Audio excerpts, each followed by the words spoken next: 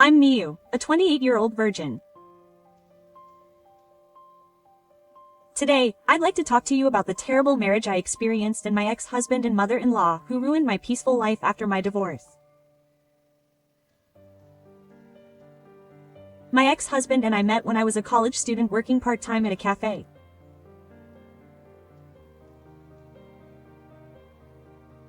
He worked at a nearby company and must have really liked our coffee because he would come to buy it almost every day. That's how we met. Is it the same every day? He would come at the same time every day and buy the same thing, and that's how we started having simple conversations every day. So when he asked me if I wanted to go out to dinner, I naturally said yes. At that dinner, he told me with a slightly embarrassed smile that he had fallen in love with me at first sight and had bought me coffee every day because he wanted to see me. I had never met anyone who had gone out of their way to do so much for me, and I was drawn to his honesty and sincerity, which is why I decided to date my husband, who is 12 years older than me. During our relationship, he was always laid back and mature, and he would express his love through presents. He had a good reputation among my parents and friends, and I was proud of him as a boyfriend. Because of that, when he proposed to me after I graduated, saying that I wanted to be a full-time housewife instead of getting a job, I accepted without any qualms. The world is very cold and there are many difficult things, so I don't want you to feel bad, so please stay home, keep yourself clean, and wait for me to come home. I can't forget the day he said that to me. That's because he changed drastically after we got married. He changed from the first day of our marriage, after we had registered our marriage and waited for me to graduate. Repay me for all the kindness I've shown you up until now. I couldn't believe my ears when he suddenly said that. At first I thought he was joking, but I thought that if I went out to work, I wouldn't be in trouble if I just gained useless knowledge. Women should listen to what men say. I have a policy of not feeding fish that I've caught. My life in Nanking began that day. Of course, I wasn't really locked up or couldn't leave, but the living expenses I received were small, and I couldn't buy the things I wanted, so I just did what my husband told me every day. Even after consulting with my family and friends, they said, "You must be lucky to be able to stay home and not work these days." Besides, he was such a kind and wonderful husband, so why did you fight about it? No one took me seriously when I asked them that. My mother-in-law was also kind to me when we were dating, but she changed her mind as soon as we got married. After 3 years of marriage, I had no supporters and no money to spend freely because I wasn't allowed to work.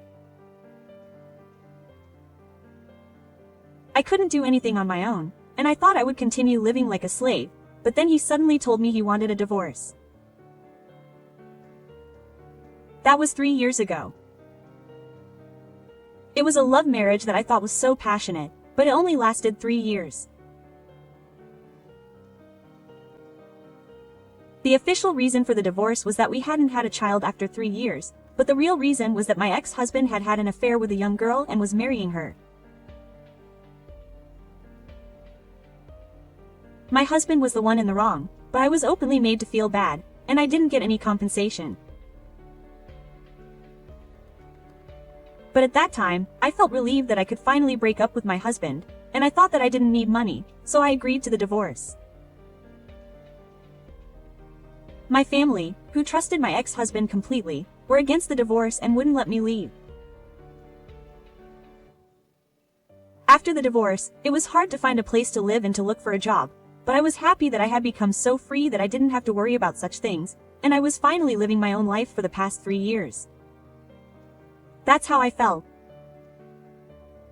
Up until that day, even though I had finally gotten used to it after 3 years, it was my first time working, so I was exhausted by the time I got home every day.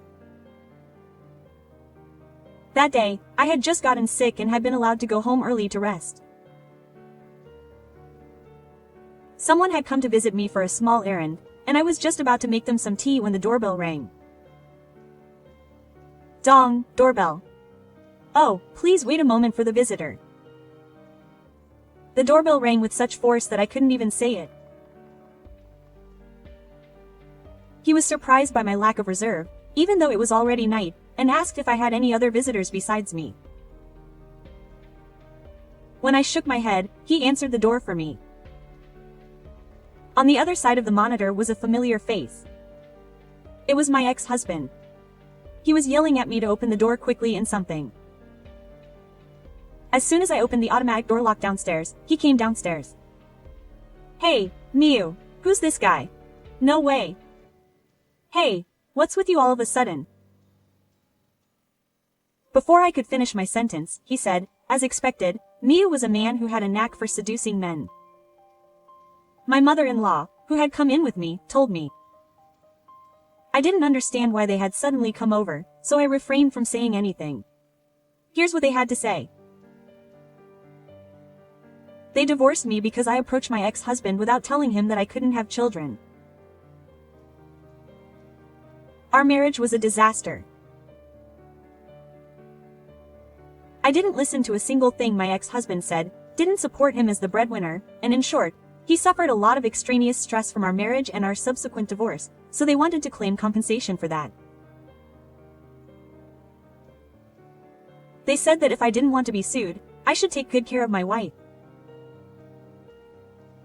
I was about to give in to his words, which were the same as when we got married, and my mother-in-law's one-sided judgment, but I told them that I wasn't unable to have children. The proof is that I have a doctor's certificate stating that I have difficulty getting pregnant.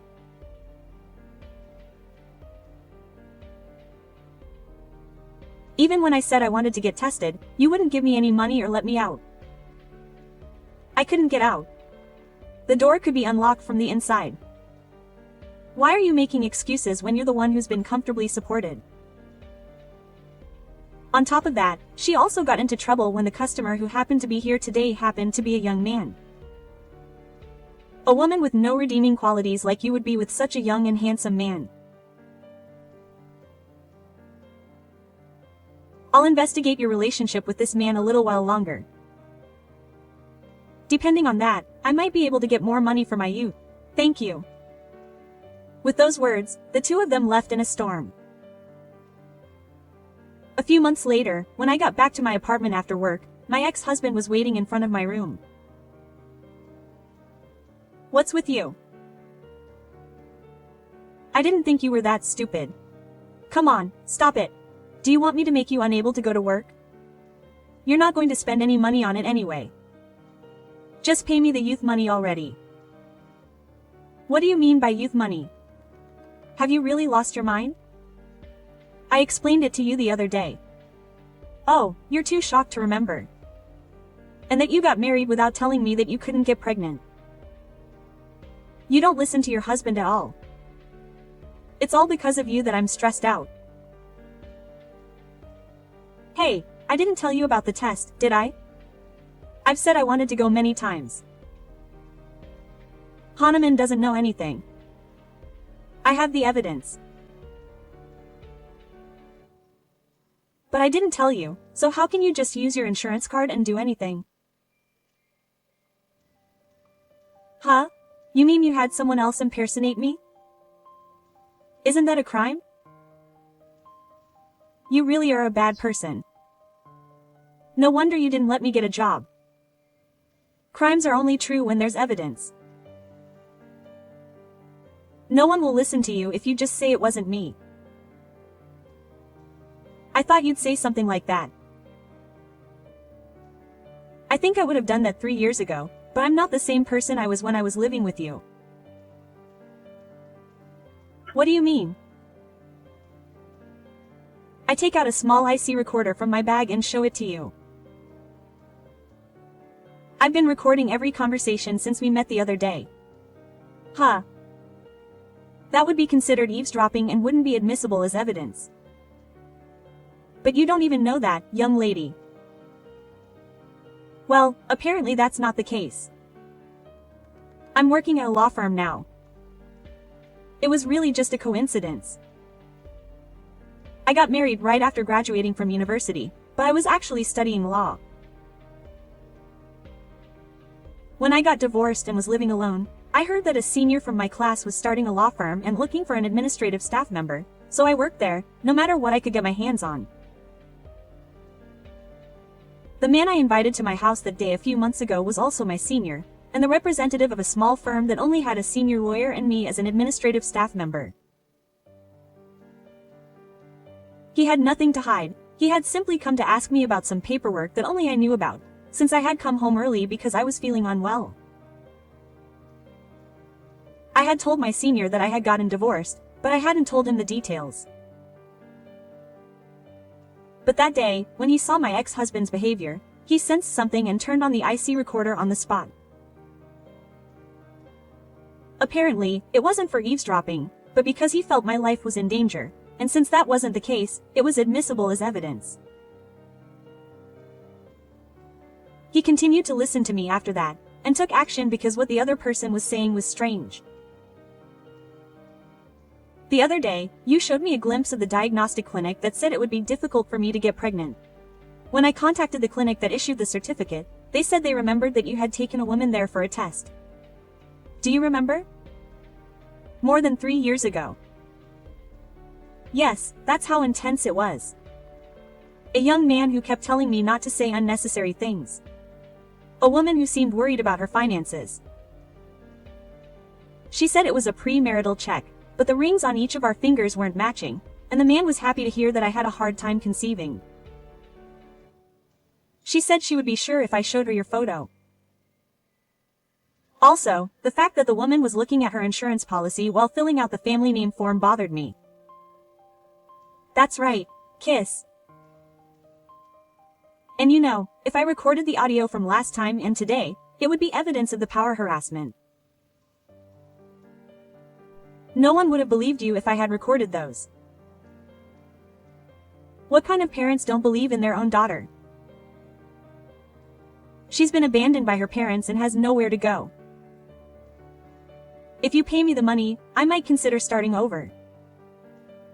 Are you okay? I'm late.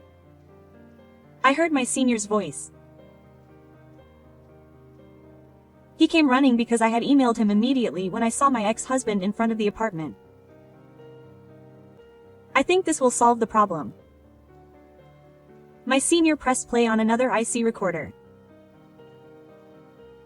Miyuki, I'm so sorry. I didn't think you were going through a hard time. I thought you were being spoiled because you'd never left your parents' house and never worked. If I had known you were like this, I heard you were planning to sue. We'll do whatever we can. That's why I went to your parents' house and explained the situation and listened to the audio recording I made last time. So now you're not a poor Miyuki who's all alone in the world with no one to turn to. Of course, I've also heard about the circumstances of Miyuki's divorce and your recent statements and investigated them. I'm a lawyer, after all. You had an affair with a young girl and kicked Miyuki out because you wanted to marry her. But that young girl was the worst. She spent all your money, made you a guarantor for your debts, filed for divorce without your permission, and ran away.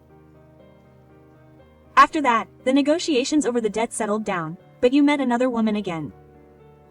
She's the daughter of a manager at a client company, and she's very capable and needs 5 million yen. But you're almost broke right now, so you're trying to extort money from Miyuki. Where did you get that from? You were talking about it yourself and seemed to be having fun. You're a familiar face at the bar near the company, aren't you? Of course, I recorded this too. The other day, my senior said he was going to follow you to the bar. Apparently, he also recorded my drunk ex-husband chatting profusely with a regular customer. And the most important thing is that you can't claim compensation for your marriage from Miyu. Huh? Why? I'm stressed. My ex-husband is talking, but my senior is interrupting him. Actually, it was impossible from the first time you came here, but I let you go a little longer because I wanted evidence for my case. I don't understand. A claim for compensation has a 3-year expiration date. It's been more than 3 years since the divorce, so it was impossible. Huh? Didn't you consult with anyone? And there's one more thing I have to tell you today. Miyu has decided to officially sue you. Of course that's impossible too. No, it's completely fine since the abusive language she used when she came here the other day will be included. Since you mentioned the past, I need to investigate the facts. So Miyu will probably be able to sue you for not only reputation and prejudice, but also for power harassment. Since letting someone else use her insurance card is a crime, I think I'll be contacted about that later, so please take care of it. Also, Miyu will probably be getting married soon, so if she does anything more, I'll think of a stronger solution. Please be prepared for that. At my senior's firm words, my ex-husband turned pale, and he seemed to lose his balance and sat down on the porch. That's just kidding. Is that even acceptable? Quote. He muttered softly before weakly standing up and leaving. Several months have passed since then, and the results of the trial came out yesterday. My ex-husband was found guilty of fraud. It seems that he wasn't the one who used the insurance card, but he was considered the mastermind. And he was also paid 3 million yen as compensation to me. After that, thanks to the lawyers hanging around, his true nature gradually came to light within the company, and I heard that people who had been too scared to say anything before filed complaints of power harassment and sexual harassment. In the end, he was a weak person who could only confirm his own worth by insulting others, both at home and at work. In the midst of all this, of course, the amicable negotiations with the daughter of the manager of a business partner ended, and it seems that he is also being sued for damages due to his recent arrest. On top of that, after his guilty verdict was confirmed, he filed a lawsuit, claiming that his ex-mother-in-law had given the instructions to use the insurance, and now he and his biological son are apparently engaged in an ugly fight. I heard that they are only thinking about themselves and are arguing that each other is the mastermind, but that is none of my business. Now that everything has been resolved, I will be marrying a new partner. My ex-husband seemed to be misunderstanding something, but my partner is not my senior. He is the owner of a cafe right next to my law firm. Although he is the owner, it is a small shop with only him and one other part-time worker, but the atmosphere is good and I often use it for meetings. The owner was actually a classmate of my senior, and through that connection, we started talking. He had heard about me from my senior and was worried about me, and he said he wanted to protect me forever. I was really scared because of my previous failure, and I was reluctant to tell him. But my parents have been completely on my side lately, and they told me that if it would make me happy, then remarrying would be okay.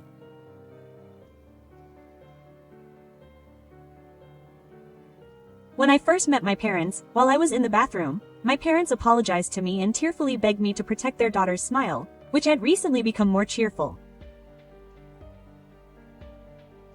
I later heard from him that I burst into tears. The wedding was held in the garden of a private but tasteful wedding venue. It was a very small ceremony with only close family and friends invited, but it was warm and we were able to convey our feelings to each guest individually, so I think it was a very good ceremony. The only thing that surprised me was that my ex-husband was watching from the bridge the whole time the ceremony was taking place in the garden. I had no idea what was going on and was thoroughly enjoying the ceremony, laughing, talking, eating and drinking when my senior came up to me and said, "Hey, have you noticed?" My ex-husband was standing in the direction he was pointing. Huh? Why? I was worried that he might have come back to do something bad again, but he offered me a condition in exchange for compensation. He told me to come and see the wedding. Huh? Well, aren't you just jealous? He said he wanted me to understand that it's not my ex-husband who can make me happy. The day after the wedding, both my ex-husband and my ex-mother-in-law were hit with the same fate. It's rare, but that must have been how bad their attitudes were. While I was in Tanaka, where I was at the height of happiness, my ex-husband was in Tanaka, where I was at the height of misery. The fate was confirmed, and I and the department manager's daughter demanded compensation. And of course, he was promoted to a super involved position. I truly believe that I am where I am today thanks to my ex-husband. It's also true that he let me dream before we got married. But when I think about what he did to me after that, I can't bring myself to feel sorry for him. I think that's because the cause is the law. The wedding was over, and my new life with my current husband began. I continued working after getting married and lived a peaceful life. My ex-husband had become a permanent employee and he didn't have a retirement allowance, so he said he would reduce the alimony if I came to see the wedding, but even if he did, it would be impossible to pay the alimony anyway. Still, this peaceful life was happy. I decided to cherish it. With that in mind, a year after the wedding, my husband and I experienced even greater happiness. I found out I was pregnant. Since I hadn't gotten pregnant with my ex-husband for a long time, I thought I might not be able to get pregnant without fertility treatment, but to my surprise, I conceived naturally. I am now in my 35th week of pregnancy and am being fed school lunches. Since it would take a long time for me to return to work, I considered quitting my job. In an office with just one lawyer and a secretary, work would be tough without me. And even though my salary would be reduced, I still had to pay him. I told him that, but he didn't want me to worry. Just focus on raising the kids and come back anytime. My senior told me that with a smile and wouldn't let me quit. I never thought for 6 years that such a happy day would come.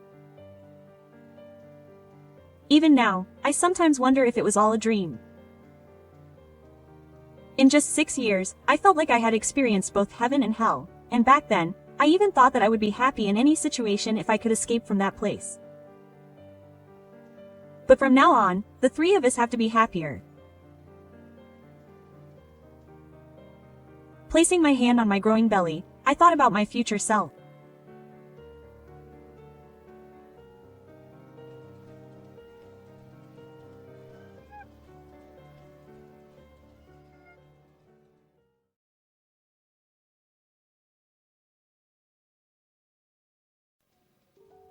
Just shut up and give me the money. I never imagined that there would be someone in this world who would say such devilish things. But maybe God sees people like that. My name is Live. I'm 55 years old. I got married at 25 and gave birth to my first son. 2 years later, my second son was born. However, when I was 40, my husband passed away, and I somehow managed to raise my 2 sons, who were then in junior high school, on my own while working. It was really tough having to do everything by myself, both work and raising children, and I ended up putting everything else on the back burner. Then my first son left home 7 years ago, and my second son left 5 years ago, and they became independent. I was finally free from raising children, and I was enjoying being alone. But now, there's something I'm really looking forward to. It's my wedding coming up soon. That's right. I have to lose weight so I can fit into a kimono. I'm having this conversation with a neighbor and giggling. My first son's wedding is coming up soon. It's the once-in-a-lifetime special occasion for the son I've worked so hard to raise. I want to do my part as a mother and a wife, and I want to do my part for my husband. Thinking that way, I chose my own kimono at the beginning of the year and even paid for the ceremony expenses. I thought that was my duty as a parent. But I had a small concern. Hello. Oh, it's about Yuko's ceremony. My aunt asked if there was a shuttle bus from the station to the venue. I wonder if there is. Why don't you look into it yourself? I'm busy, so I'll hang up. Hey, Yuko, she just hung up the phone. I honestly think it's a happy occasion for a man to get married, but I didn't like the bride to be. No matter what I said, I only got answers that seemed incongruous, and sometimes she ignored me. Now that I think about it, wasn't she a difficult person from the first time we met? When she came to tell me about her marriage, she asked me, "What do your parents do for a living?" Do you really have to tell me such private things? Quote.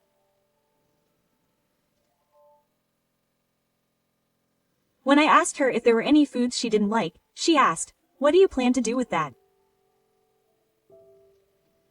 And I didn't think she said something like, "Maybe it's for my daughter-in-law." Why did she take it that badly? I had no intention of harming her. It was just small talk. She must still be nervous and doesn't know how to interact with me properly. I thought to myself, and tried not to get upset too much, but I thought it would be really unusual to treat my mother-in-law, who was paying for the wedding, like that.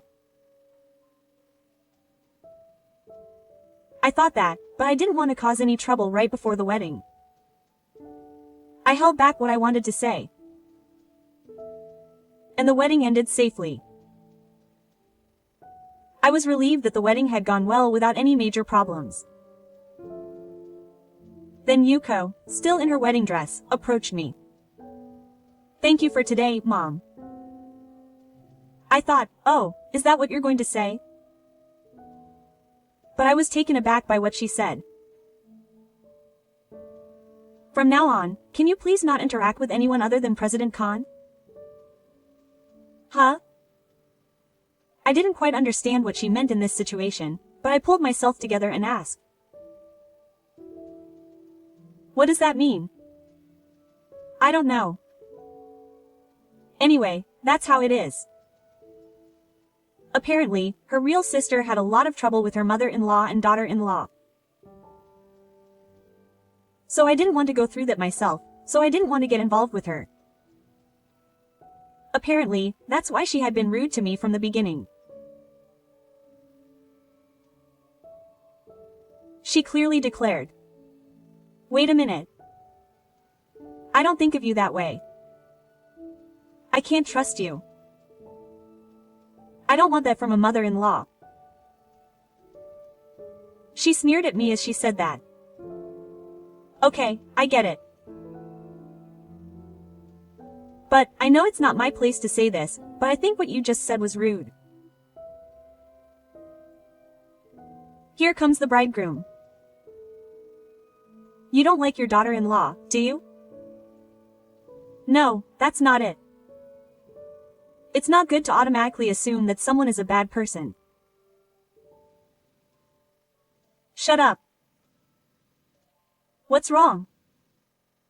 Anyway, I'm tired of all that preaching. With that, she turned around and left. She and I became estranged. She keeps in touch with the eldest son, but he basically does whatever the daughter-in-law says. It can't be helped. Yuko says so. You should understand, Mom. She said that and for some reason asked me for information. If I had known this would happen, I shouldn't have paid for the wedding. It's too late to regret it. But to be honest, I thought maybe it would have been better if she had gone home since she was such a difficult person to deal with. But at that time, I still underestimated her boldness. I stopped contacting my eldest son and his wife except for memorial services and family gatherings. But my eldest son and his wife hardly ever came to those gatherings. they would always make excuses, saying they were busy with work or had other plans. Did they feel any obligation to their relatives who had gone to the trouble of attending the wedding and sending them congratulatory gifts? But a little over a year after we got married, I got a rare call from her. I went to see what was going on, and without a word of greeting, she just said, "Hello. I've had a baby, so please send me a gift to congratulate you." Quote. What, you had a baby? That doesn't matter. It's too much trouble to go and get it, so you can have it deposited in my account. With that, she hung up the phone. Why didn't you contact your parents? Even I, who knew what to do, protested to my eldest son. How could you keep such an important matter a secret from your parents? Because Yuko told me not to tell her about everything. I find that kind of thing troublesome too, so I figured I'd just wait until the baby is born. My son is completely at the mercy of his wife. I have to tell the relatives too. Some of them even attended my wedding. You know, if you keep neglecting your relationships with people like that, you'll get punished someday. I thought I'd teach him some basic manners. Wait, isn't that kind of thing old-fashioned these days? Why can't he understand something like this? Even if he's young, there's a limit to how unreasonable he is. My eldest son told me that his wife wasn't feeling well. He kept making excuses, saying he was too busy with work to contact her, but that was all completely made up after the fact. I told my eldest son to stop complaining over the phone, and told him to take a look at his own behavior when he got home, and then hung up. If she understood, she'd reflect on her actions a little. That's what I thought, but then she called me again later. Is this all the money you get for a wedding gift?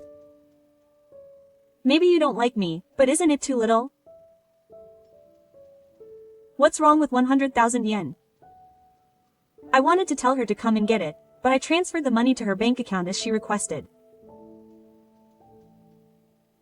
She probably still needs to rest, and if she'd reflect on this, I wouldn't have been nagging her. It felt kind of poor to argue over money. But it seems my feelings didn't get through to her at all. What's more, what nerve does she have to be stingy about the amount? My friend got 1 million yen from her parents, but she kept complaining. I paid for all the monthly expenses, didn't I? That's true, but isn't that a different story? I only give what I can. It feels like I'm dealing with an alien who can't be reasoned with. If I keep quiet, she'll say, "You're really nagging, aren't you?" My mother-in-law should just keep quiet and give me money. Please keep giving me money and not talking. Quote. She started giggling. What's so funny? I don't want to think of a woman like that as my wife anymore. I forcefully hung up the phone. From then on, I decided to cut off all ties with my son and his wife. They kept asking me for money, saying things like they had built a house or that it was their child's birthday, but I ignored them all. It's ridiculous to think that just giving them money will be enough. I'll just pretend my eldest son never existed. That's what I made up my mind to do. A few years later, my second son got married. I didn't want to have any more mother-in-law and daughter-in-law problems. With that in mind, I decided from the start to keep my distance from his wife. However, my second son's wife, Hane, was the complete opposite of my eldest son's wife. She was a cheerful and friendly type of woman. My mother and I, Mizu and Hane, have similar names, and I feel like we'll get along well. She reminds me of my real mother. She lost her biological mother to illness when she was in elementary school. When she said something so cute like, "Can I treat you like your real mother?" I couldn't help but burst into tears. What's wrong? Yeah, it's nothing. Then let's get along from now on. Yes, I'm glad to meet you. And so began my relationship with my second son's wife.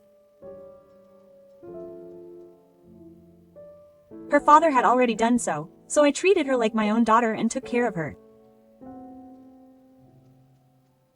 She was a kind and obedient person. When I sneezed a little, she would say, "Are you okay? Should we turn the air conditioning down a bit?" Quote. And when I brought her some fruit to share, she would give me some sweet potatoes as a thank you. My father sent them to me. She was a truly wonderful person who had become my wife. Later, when my second son and his wife had a child, it seemed like I would be leaving the house. My second son and his wife decided to live together.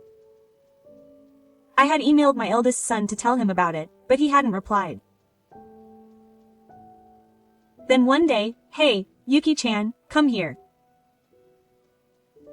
I was playing with my granddaughter Yu with my second son's wife when the doorbell rang. I'll answer.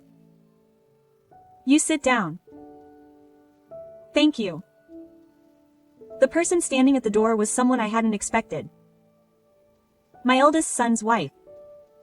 There's no way this house would be inherited by the next Nanbo. I was standing there because of the demon's thoughts. Are you planning to neglect the eldest son and only favor the second? Isn't that just petty harassment? It's typical of the eldest son's wife to suddenly say something like that. The Tokyo prefecture should have emailed me half a year ago, but the fact that she's storming in now means that she must have been ignoring my messages the whole time. Still, she's as shameless as ever. Who's that? I pushed her away in a cold tone. Huh? My words must have been too much for her. She let out a scream. So who are you talking about? I'm the one who's been talking about house stuff and harassment. It's me, Yuko, the eldest son's wife in this family. Was there ever an eldest son like that? I think there was a lazy wife who thought that all she had to do was pay for it. Am I imagining it? As I relaxed, she narrowed her eyes even more and approached me. The second son's wife, who had been watching the whole thing worriedly from the back, came forward and said, "What's wrong?" The eldest son and his wife were also present at the second son's wedding, so this was the first time they had met their sons' wives. This woman is the man's wife. How shameless. She's barging into the house, bypassing the eldest son's wife. The eldest son's wife is turning her evil fangs on my precious wife. That mother, this is the wife of the wife, asked with an unyielding expression. I wonder if she's a stranger or trying to solicit someone. I quietly shook my hand to signal the man's wife. Is that so? Things have gotten dangerous lately. It's true. People who don't know anything about it are starting to say they're relatives. It's scary. The eldest son's wife, who had lost patience with our banter-like exchange, shouted in a loud voice, "Come on, stop it. That's too much. How can you call the eldest son's wife a stranger?" Quote. She was genuinely angry. I understood her. I calmly realized what I had done. Huh? The eldest son's wife looked tired. I continued. This is what you wanted. You've been telling me not to get involved with me since we got married. That would be like cutting off all ties with the family. You can't complain if someone like that is treated like a stranger, can you? From the beginning, you've treated me like a bad person and never said a word of gratitude when I've helped you out financially. I'm not saying this out of gratitude. Thinking for the sake of your child is a parent's love. But you know, even between parents and children, there's a rule of etiquette. It doesn't mean you can do whatever you want just because you're parent and child. I've been telling you to think about common sense etiquette. Who was it that didn't understand that and called you a nagging mother-in-law? I'm asking you to cut off all ties with me. The eldest son's wife objected.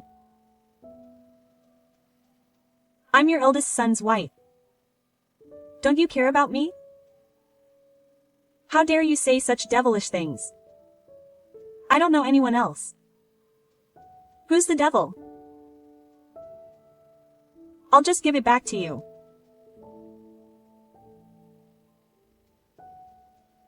I know it's presumptuous of me to say this, but the second son's wife prefaced it with this.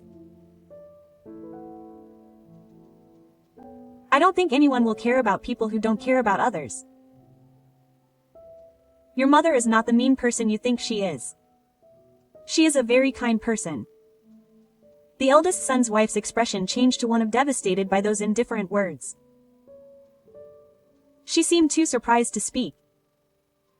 In any case, you don't need to contact me again. I think of my eldest son as non-existent, so please tell my son that. Then go home. I urged her with the ultimatum. Wait. The conversation isn't over yet. I have a favor to ask you today, so I don't want to hear it. You're probably just unreliable with money anyway. Oh, I'm really in trouble.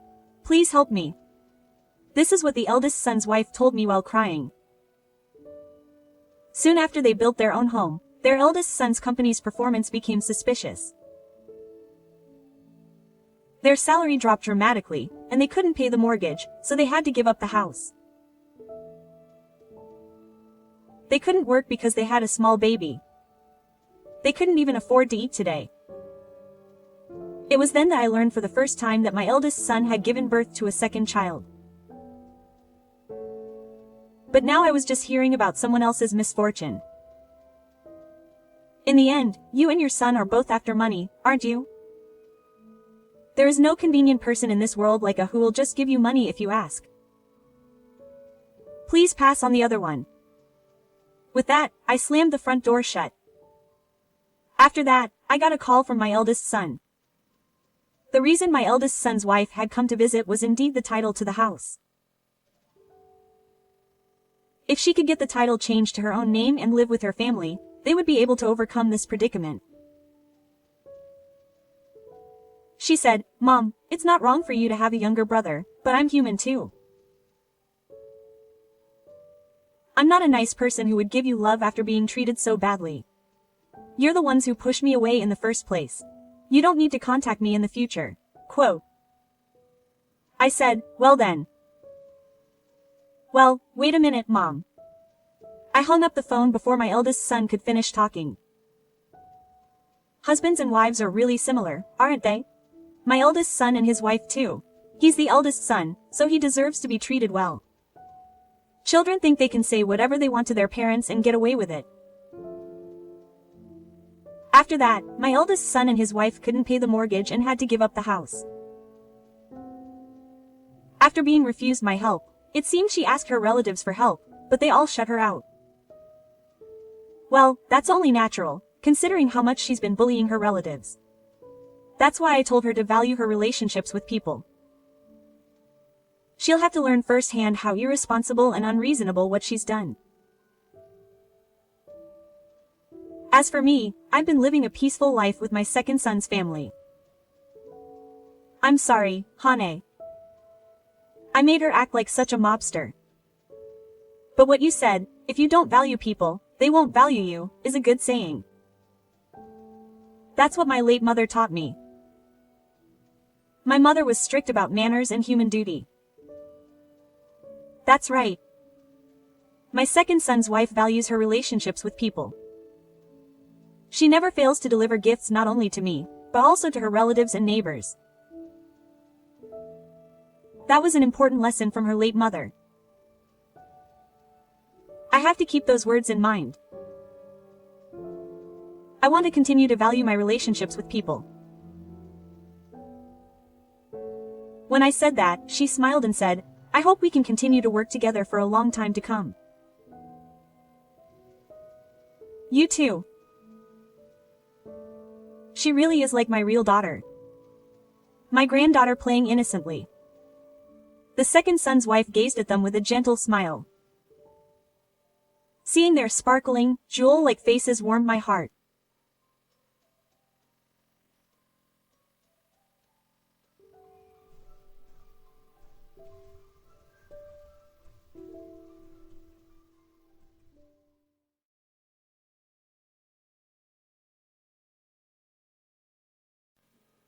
妊娠や出産に対する知識も認識も甘かった私。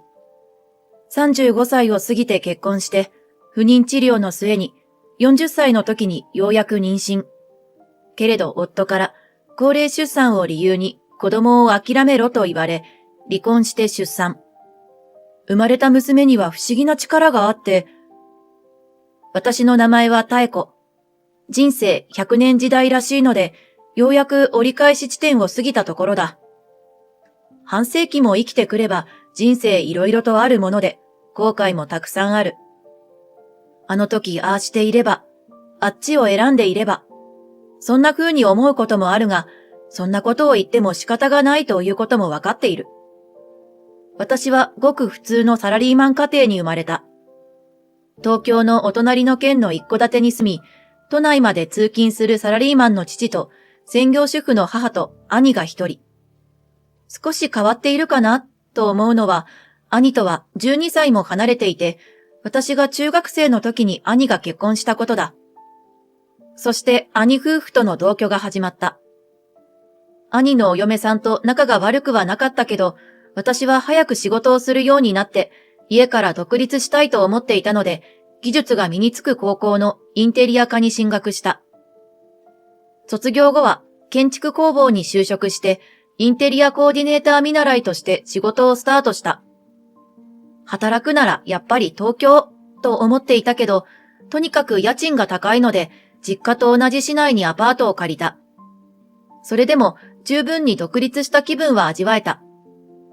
インテリアコーディネーターの仕事は、新築の家や改築した家の室内をお客さんの要望に合わせて家具や照明などで快適に整える仕事だ。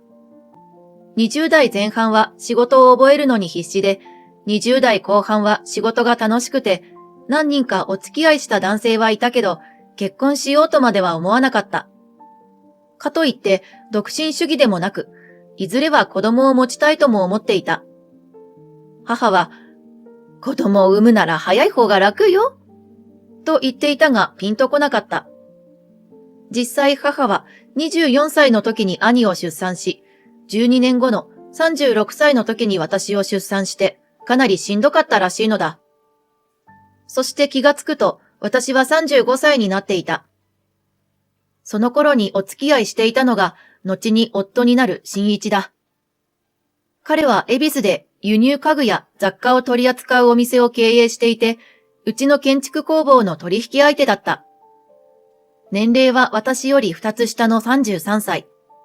イケメンというほどではないが、物腰の柔らかい、よく気がつく青年で、一緒に過ごす時間は楽しかった。妙子さんのセンス好きだな。こないだの家も和を取り入れた空間と、北欧調の家具が絶妙にバランスが取れてて素敵だった。などと褒めてくれるのが嬉しかった。ある時、新一が、妙子さんと暮らしたら快適で落ち着いた生活ができそうだね。というので、思わず軽い気持ちで、あら、いいわね。それじゃあ結婚する？と言ってみた。彼も本気で結婚したい気持ちがあったわけではないらしく、その証拠に、妙子さんは独身主義だと思ってた。と驚いていた。結局、そのままノリで結婚することになり、結婚式や披露宴などはせず、新婚旅行と仕事を兼ねてヨーロッパ旅行をした。様々な建築物や路地裏の雑貨屋さんやスーパーマーケット、ごく普通の人々の一般的な暮らしを覗いてみるのも楽しかった。私たちの新婚生活は、新一が住んでいた恵比寿のマンションでスタートした。まさに順風満帆。幸せのピークと言ってもいい時期だった。結婚してみて分かったのは、新一がかなりの遊び人だったということだ。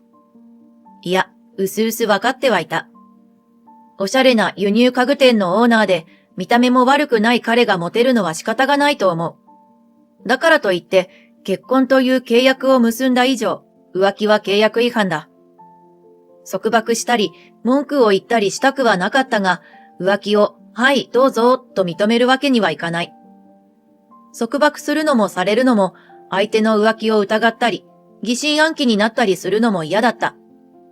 恋人関係だったらさっさと別れればいいのだが、結婚してしまうとそう簡単にはいかない。浮気したら離婚よ、なんて言わないけど、絶対私にはバレないようにしてね。私がそう言うと、バカだな。俺は浮気なんかしないってば。新一はさらっとそう答えた。それが嘘だとお互いに分かっているが、表面上はそれなりに良好な夫婦関係だった。それに私は40歳までに子供を産みたいと思っていたのだ。仮に新一と離婚して、これから婚活することを考えると、多少浮気者でも、このまま新一と子供を作った方がいいと思った。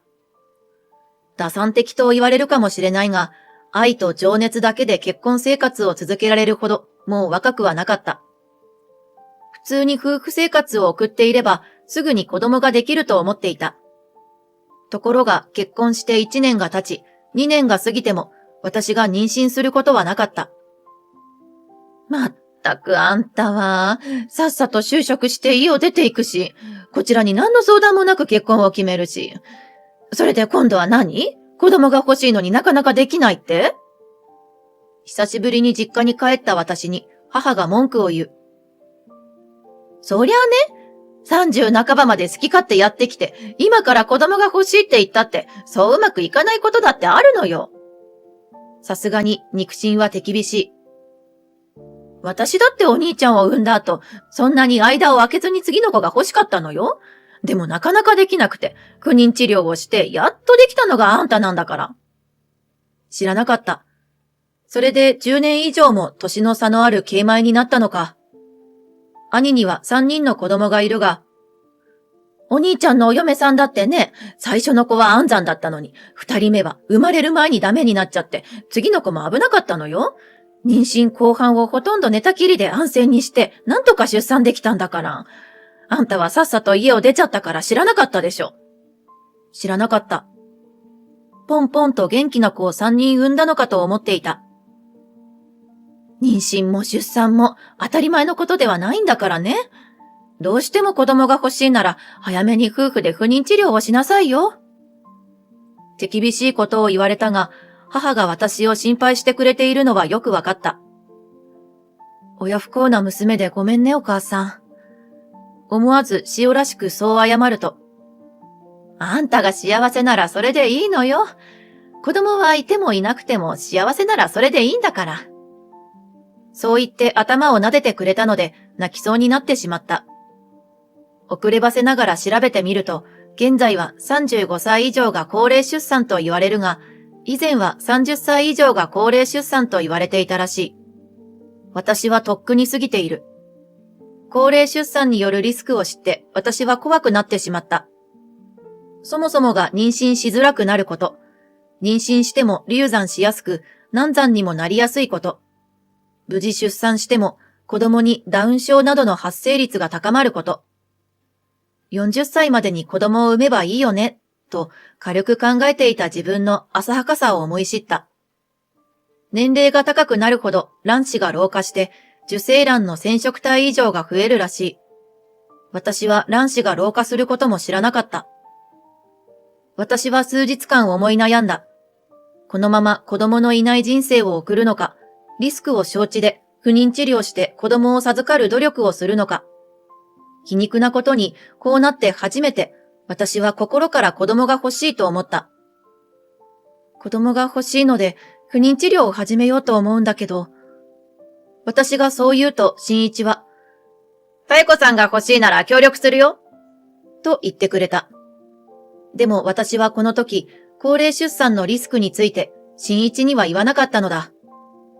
そんなことを伝えて、出産することを反対されたら困ると思ったからだ。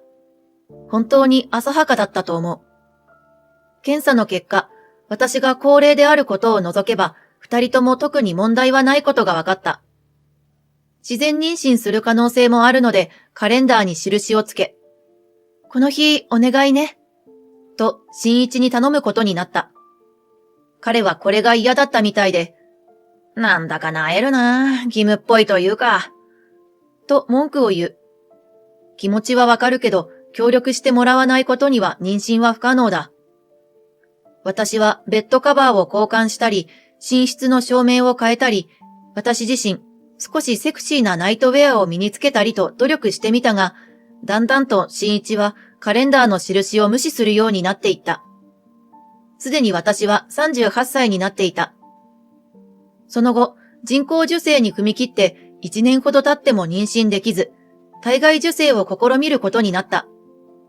現在では保険が適用されるようになったが、当時はまだ保険適用外で費用がかなりかかったし、精神的にも肉体的にもかなりしんどいものだった。この頃には新一も協力するのを嫌がるようになり、もう諦めた方がいいんじゃないかと言うようになった。不妊治療の費用のために仕事は続けていたが、妊婦さんや小さな子供のいるご家庭で仕事をしていると、どうして私には子供ができないんだろう、と思い詰めるようになり、毎日妊娠することしか考えられなくなっていた。せめて30代のうちは不妊治療を続けたい。と新一に頼み、宣言したタイムリミットギリギリでついに妊娠することができたのだった。まだ安定期には入っていないが、お医者さんにも順調だと言われ、私は喜びでいっぱいだった。自分の40歳の誕生日に新一に妊娠したことを報告した。おめでとう、頑張ったね。そんな言葉が返ってくると思っていた。ところが彼の口から出たのは信じられないセリフだった。悪いけど、その子供は諦めてくれないかな。え？僕もちょっと調べたんだけど、高齢出産ってすごくリスクがあるだろ？だいたいあれだけ不妊治療しないと妊娠しないなんて、産まない方がいいってことだよ。そんなことを言われるなんて信じられなかった。無事に生まれるかもわからないし、障害を持って生まれてくる確率も高いんだろ？俺そんなの嫌なんだけど、今ならまだ母体への負担も少なく、なんとかできるだろ？次々と恐ろしいことを言われ、血の気が引いていくのが分かった。高齢出産のリスクを最初にきちんと話し合わなかったのがいけなかったのだ。話し合った上で、夫婦お互いが納得し、協力し合わなければいけなかったのだ。愚かな私は、その時になってようやく気づいた。それでも絶対に子供を産みたかった。いやよ、頑張って頑張って、ようやく授かったのよ。私は絶対産む。困ったな。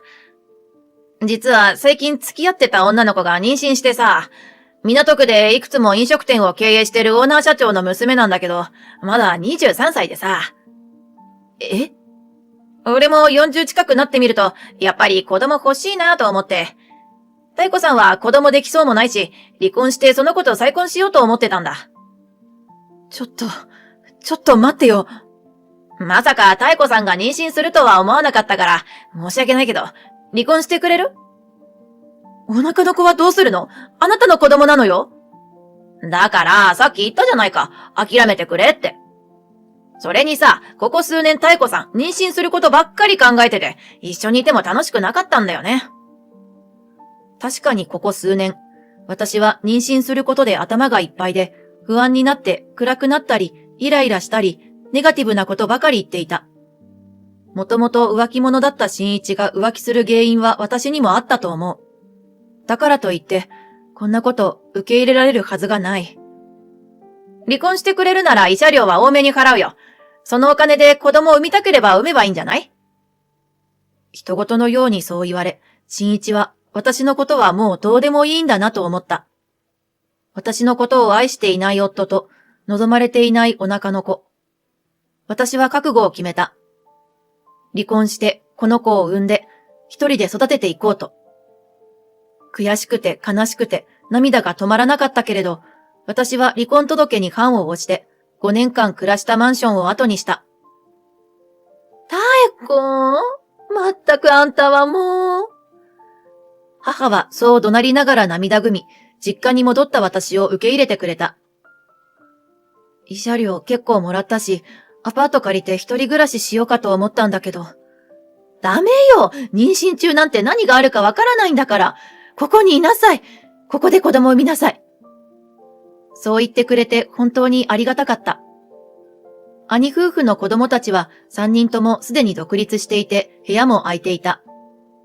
高校を卒業するまで暮らしていた部屋を使っていいと言われ、当時の身の回りのものが少しそのまま残されていて、あれからとても遠いところに来てしまったと思うと涙が出た。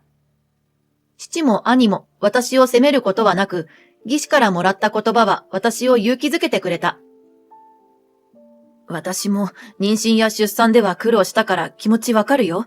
不安もいっぱいあるだろうけど、赤ちゃん楽しみだね。もし何かあっても家族みんなで協力すれば乗り越えられるから安心して産んでね。家族の支えもあり、私は無事に女の子を出産した。母子ともに健康で心の底から安堵した。可愛くて愛しくて、この子のためなら何でもできると思った。ベタだけど愛と名付けて出生届を出し戸籍を移した。無事に出産したことを別れた夫に伝えるべきか迷ったが、愛が生まれてくることを望んでいなかった彼に教える必要はないと思って連絡はしなかった。久しぶりに赤ちゃんがやってきた私の実家の家族は大喜びで、誰も彼もが愛を可愛がり、まるでお姫様のようだった。親バカと笑われそうだけど、愛は本当に可愛らしくて賢い子で、言葉を発するのも早く、誰が一番最初に愛から呼んでもらえるかを家族で競い合ったりした。ママと手を伸ばして言われた時は嬉しくて。ほら、やっぱり一番はママよと胸を張ると母が張り合う。バーバって言ったんじゃない？違うわよ、お母さん。耳が遠くなったんじゃないの？そうなの。最近自分に都合のいいことしか聞こえなくなっちゃって。そんなことを言って笑い合った。父親がいなくても絶対愛は幸せに育ってくれると信じていた。義士はパート勤めをしていたが、家には母もいるので、私は正式に仕事に復帰することにした。一日中愛と過ごしていたかったけれど、これから学費などもかかるわけで、母親がニート状態というのは娘にも良くないと思ったからだ。以前勤めていた建築工房にも顔を出し、離婚したことや出産したことを報告した。愛は2、3歳の頃からよく何もない空間や誰もいない場所に向かって言葉にならない音を発して会話をしているように見える時があった。幼児にはよくあるのよ。大人には見えないものが見えているのかもしれないわね。私は妖精さんって呼んでたよ。3人の子供を育て上げた義士が言う。愛が3歳になったある朝、散歩に出かけようとした父を、じいじ、行っちゃダメと愛が引き止めた。可愛い孫娘に言われて、父は散歩を諦めたが、その日、父のいつもの散歩コースで工事現場のクレーンが横転するという事故があり、重軽傷者が出ていたことが後から分かった。もしも父がいつものように散歩に出かけていたら巻き込まれていたかもしれない。父は愛に救われたと喜んでいた。愛には少し不思議なところのある子供で、連絡もせずに不意に訪れる義士の子供たちが来るのを当てたりすることがよくあった。勘のいい子ね、とみんな感心していた。7歳の時、愛を連れて出かけていた父が大きなぬいぐるみとケーキを買って帰ってきた。聞いてくれよ。愛の言う通りに馬券を買ったら大穴が来たんだよ。興奮冷めやらぬ感じで父が言った。実家は中山競馬場が近く、父が若い頃から競馬ファンなのは知っていた。散歩がてら競馬場に愛を連れて行き、どの馬さんがいいと思う？と聞き、愛が選んだ馬の馬券を買ったら大当たりしたというのだ。俺は絶対ないと思ったんだけど、愛が言うならと思って1000円だけ買ったんだ。そしたら10万円以上になったんだよ。それで浮かれて愛が欲しがっていた大きな熊のぬいぐるみとケーキを買ってきたらしい。その時は家族でちょっとリッチな外食をしたりして喜んでいたのだが、その後も時々父は愛を連れて競馬場に行っていた。愛もお馬さん好きと言って喜んでいたし、大穴を当てたのも最初の1回だけだったようで、勝ったり負けたり、ほどほどに楽しんでいる分にはまあいいか、と母と話していた。最近は競馬も昔のようにギャンブルという感じではなくて、人気の芸能人が CM をしていたり、競馬を題材にしたゲームがヒットしたりしていて、競馬場の雰囲気もいいらしいので安心していた。ところが、これが大間違いだったのだ。愛の10歳の誕生日を祝うため、母と義士と一緒にキッチンで料理を作っていた時のことだ。リビングで父と兄と一緒にトランプをして遊んでいた愛が、何やら思い詰めたような顔でキッチンにやってきていった。ママ、嫌な人が来る。え？嫌な人って？いつもの兄夫婦の子供たちだったらそんなことは言わないだろう。セールスとかかなと思っていたところにチャイムが鳴った。ドアを開けてみると、そこに立っていたのは別れた夫の新一だった。痩せて少し裏ぶれた感じの雰囲気になっていて、以前のスマートでおしゃれな彼とは変わってしまっていた。まさか娘の誕生日を祝いに来たということはないだろう。私の実家の場所くらいは知っていてもおかしくないが、離婚して10年間、音沙汰はなかったのだ。今更何の用だろうと思った。ああ、その子が俺の娘か。すごく可愛いじゃないか。私の後ろに隠れた愛を見て、笑顔を見せるが、なんとなく嫌な感じだ。突然何なの？まあ、そう言うなよ。父親が娘に会いに来たっていいだろ？いや、10年前、この男は私に子供を始末しろと言ったのだ。どの面下げて、今更娘に会いたいなどと言うのだろう。すごく儲けてるんだろう。少しお金を貸してもらえないかな。は？一体この男は何を言っているのか。私は働いているが、儲けているというほどではない。しらばっくれるなよ。しょっちゅう競馬で大穴を当ててるらしいじゃないか。これには私の背後に集まってきていた家族一同が驚いた。いや、違う。父だけが真っ青な顔をしていた。父の話を要約するとこうだ。競馬でほどほどに勝ったり負けたりしていたというのは嘘で、愛の言う通りに馬券を買い、頻繁に大穴を当てていたらしい。そんなことをしていたら目立って当たり前で、最近になって競馬関係の動画配信をしている人に目をつけられ、美少女愛の競馬予想また的中みたいな動画を配信されて、その動画がかなりの再生数を稼いでいたのだ。それが新一に自分の娘だとわかるはずはないのだが、私が以前勤めていた建築工房に所用で訪れた際、私の元同僚に、太子さん元気にしてるわよ。娘さんも大きくなって、愛ちゃんと言ってとっても可愛い子なのよ。と、私と娘の写真を見せられ、動画配信の美少女愛と結びついたらしい。元同僚に悪気は全くなかったのだろうから責められないが、どこで何がどうつながるのかわからないのがネット社会の怖いところだ。すまなかった。儲かったお金はほとんど手つかずで貯金してある。俺はただ、奇跡を目の当たりにする感覚が癖になっちゃって。と、父は床に手をついて謝った。そりゃ絶対来ないような大穴を何度も当てていたら癖になるだろう。父に言いたいことは山ほどあるが、とりあえず目の前の男を何とかしなければいけない。なんだ、知らなかったのか。あなた、社長令嬢が妊娠して結婚したのよね。なんでお金に困ってるのよ。それが、子供はダメだったんだ。妻が妊娠中毒症になって、その後不妊になって、あちらの両親から俺のせいだと言われて離婚した。だから俺たち家族に戻らないか？娘だって父親がいた方がいいだろ？お金目当てだということがバレバレなのに、このズうずうしさは何なんだろう。その時、冷たい声で私の後ろにいた愛が言った。お腹に赤ちゃんがいるのに、毎晩一緒に遊び歩いてたからでしょ？なんで？どうやら図星だったようだ。妊婦と毎晩夜遊びとは言語道断だ。この子、すごく勘がいいのよ。それとも、あなたの後ろに誰か見えてるのかもね。よせよ。怖いこと言うのは。後ろめたいことがあるから怯えるのだろう。その時、娘がよく通る声で言った。私を覚えてる。あなたは私が生まれてくるのを望まなかった。ママはたくさん泣いてた。一度も家族だったことなんかないじゃない。なんだよ。君の悪いガキだな。俺だって今更お前たちと家族になんかなりたくないよ。でも商売がうまくいかなくて金に困ってるんだ。俺の娘が稼いだ金なんだから少し融通してもらってもいいだろ？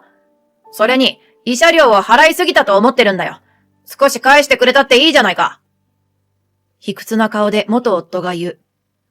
こんなに嫌な感じの男だっただろうか。帰れ！いえ！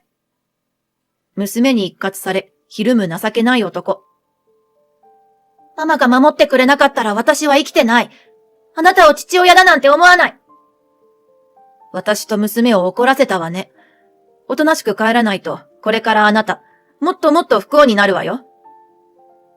まるっきりの出任せだが、娘の存在が嘘を真実っぽくしてくれたようで、元夫は泣きそうになりながら引き上げていった。妙子、お前にそんな力があったの？母が驚いて私に聞いた。あるわけないじゃない。愛みたいな不思議な力私にはないよ。私だって不思議な力なんかないよ。お馬さんはいいなーって思う子を言ってるだけだし、さっきのはうんと小さい頃、ママとおばあちゃんが話してるのを聞いただけだよ。確かに母に愚痴をこぼしたことはある。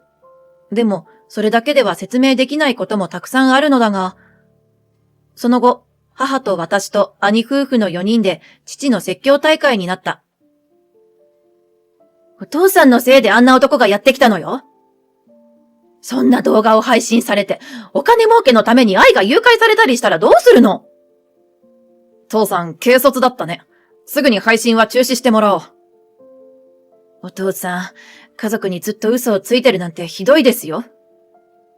これに対して、愛だけが父をかばっていた。愛もお馬さん好きだもん。誘拐する悪い人がいたら愛わかるもん。おじいちゃんはみんなのために自分でお金使わないで銀行に預けていたんだよ。愛にかばわれて父は号泣していた。俺も、こいつももういい歳だし、いつ何があるかわからないから、家族に迷惑かけないように、金はいくらあってもいいと思ったんだよ。しょんぼりと父が言う。だからといって、愛を利用しちゃダメですよ、あなた。でもさ、このまま続けていたら、大金持ちになれるんじゃないか？競馬だけじゃなくて、宝くじや株とかもいけるかも。兄がとんでもないことを言い出した。バカ言わないで。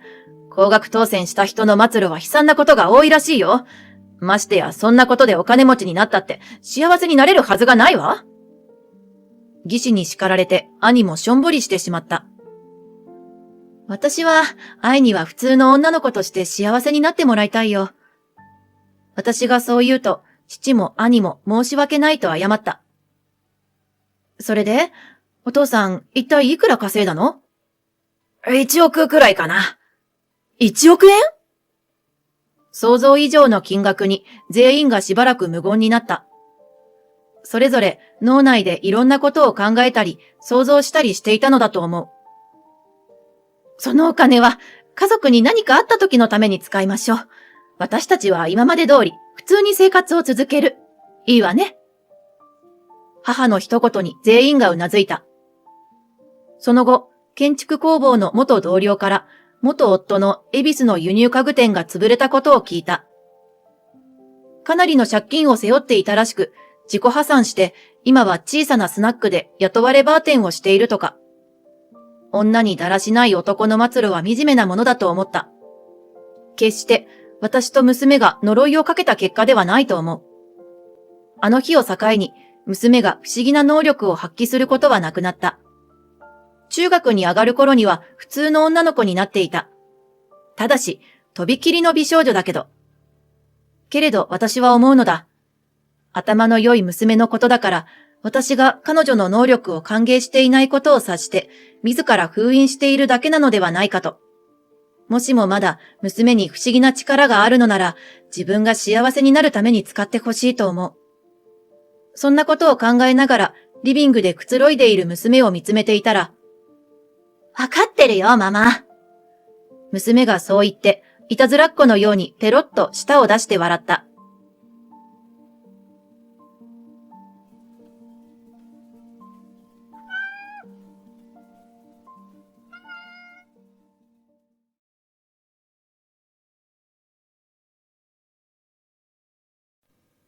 結婚する？なら同居して私の面倒を見なさいよ。それが長女の仕事でしょ？身勝手極まりないことを母が言う。これまで私は家事も育児もずっと押し付けられてきた。それを結婚後も押し付けようという気だろう。私はいいよとうなずいた。いいよ、同居しよう。そして徹底的に理解させてあげよう。これまでの私の苦労を。せいぜい後悔すればいい。そう思って私はにやりと笑うのだった。私の名前は A 子。28歳で会社勤めをしている。最近付き合って3年になる彼氏の正雄にプロポーズされたばかりだ。すごく嬉しいし幸せだったけれど、返事は保留にしてしまった。別に正雄に悪いところなんてない。優しくて思いやりがあり、ユーモアもあって、一緒にいるととにかく楽しい。私にはもったいないくらいにいい人なのだ。ではどうしてそんな素敵な人との結婚を躊躇するのか。それには深い訳がある。訳を説明するには私の記憶をたどる必要がある。それも子供の頃の記憶だ。私は普通のサラリーマン家庭に生まれた。父は穏やかで優しい人だった。母は家事が苦手ではあったが、平凡な専業主婦だった。2歳上の兄に私、2歳下の妹がいた。平穏な日々だった。すべてが変わってしまったのは5歳下の弟が生まれた後。弟が生まれて間もなく、なんと父が亡くなってしまったのだ。不幸中の幸いにも、父は大きな生命保険を契約していたので、お金には困らなかった。贅沢しなければ、これまで通りの平穏な日々を過ごせる額が入ったと、母がポロッと言ってたのを覚えている。そこで母がパートなりしていれば、また未来は違ったのかもしれない。だが、ずっと専業主婦だった母は働くことをしなかった。さらに、父が亡くなったことで、タガが外れたのか、母は家事まで放棄してしまったのだ。そうなれば家の中は荒れ放題。家事はしないくせに家が荒れることも嫌がった母が選択したのは子供の私にやらせるというものだった。その時点で妹と弟はまだ幼い。だが私も小学生になったばかりだった。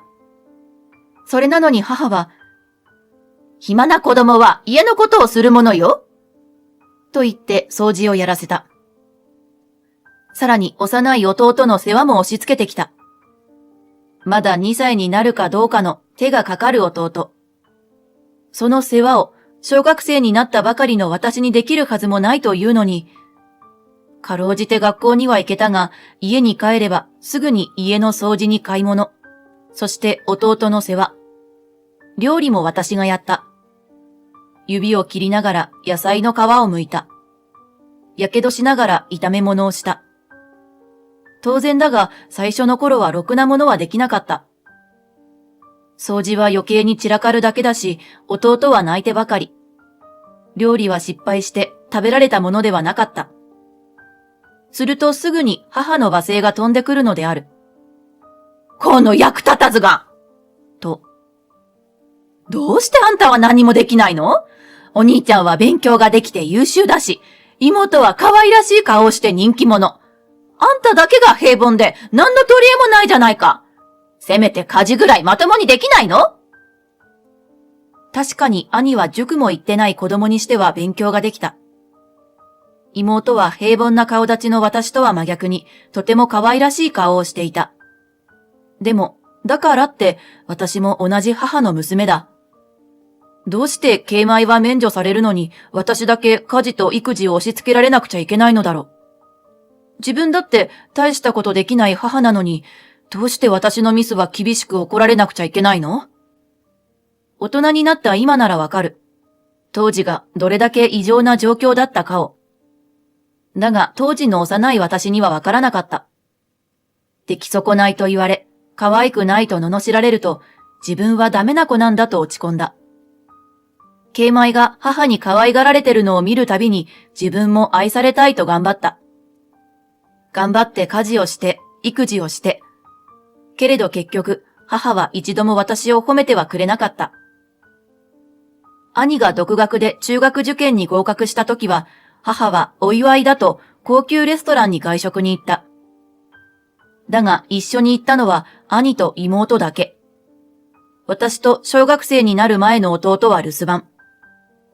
役立たずと邪魔者は留守番してろと母に言われて、私は家で泣きながら弟と二人、お茶漬けを食べて過ごした。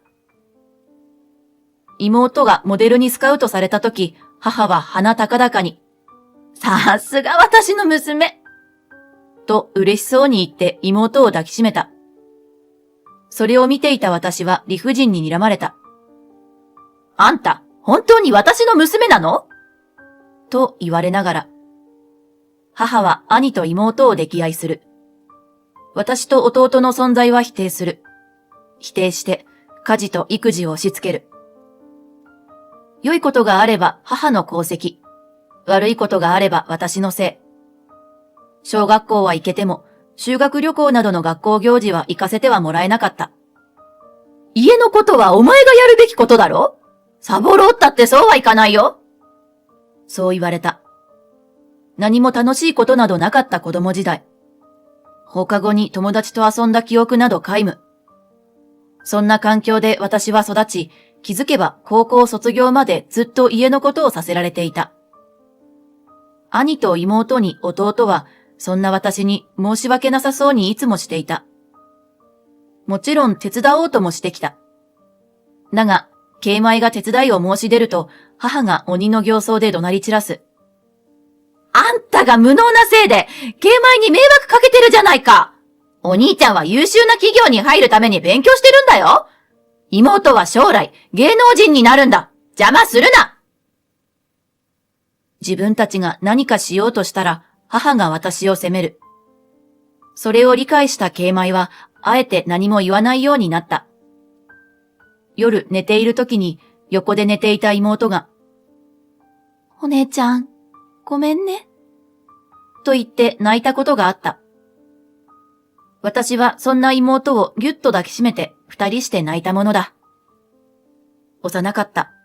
私たちは本当に幼くて子供だった。親の異常性を理解する年齢になっても大切な慶米のためにと私はひたすら頑張って家のことをした。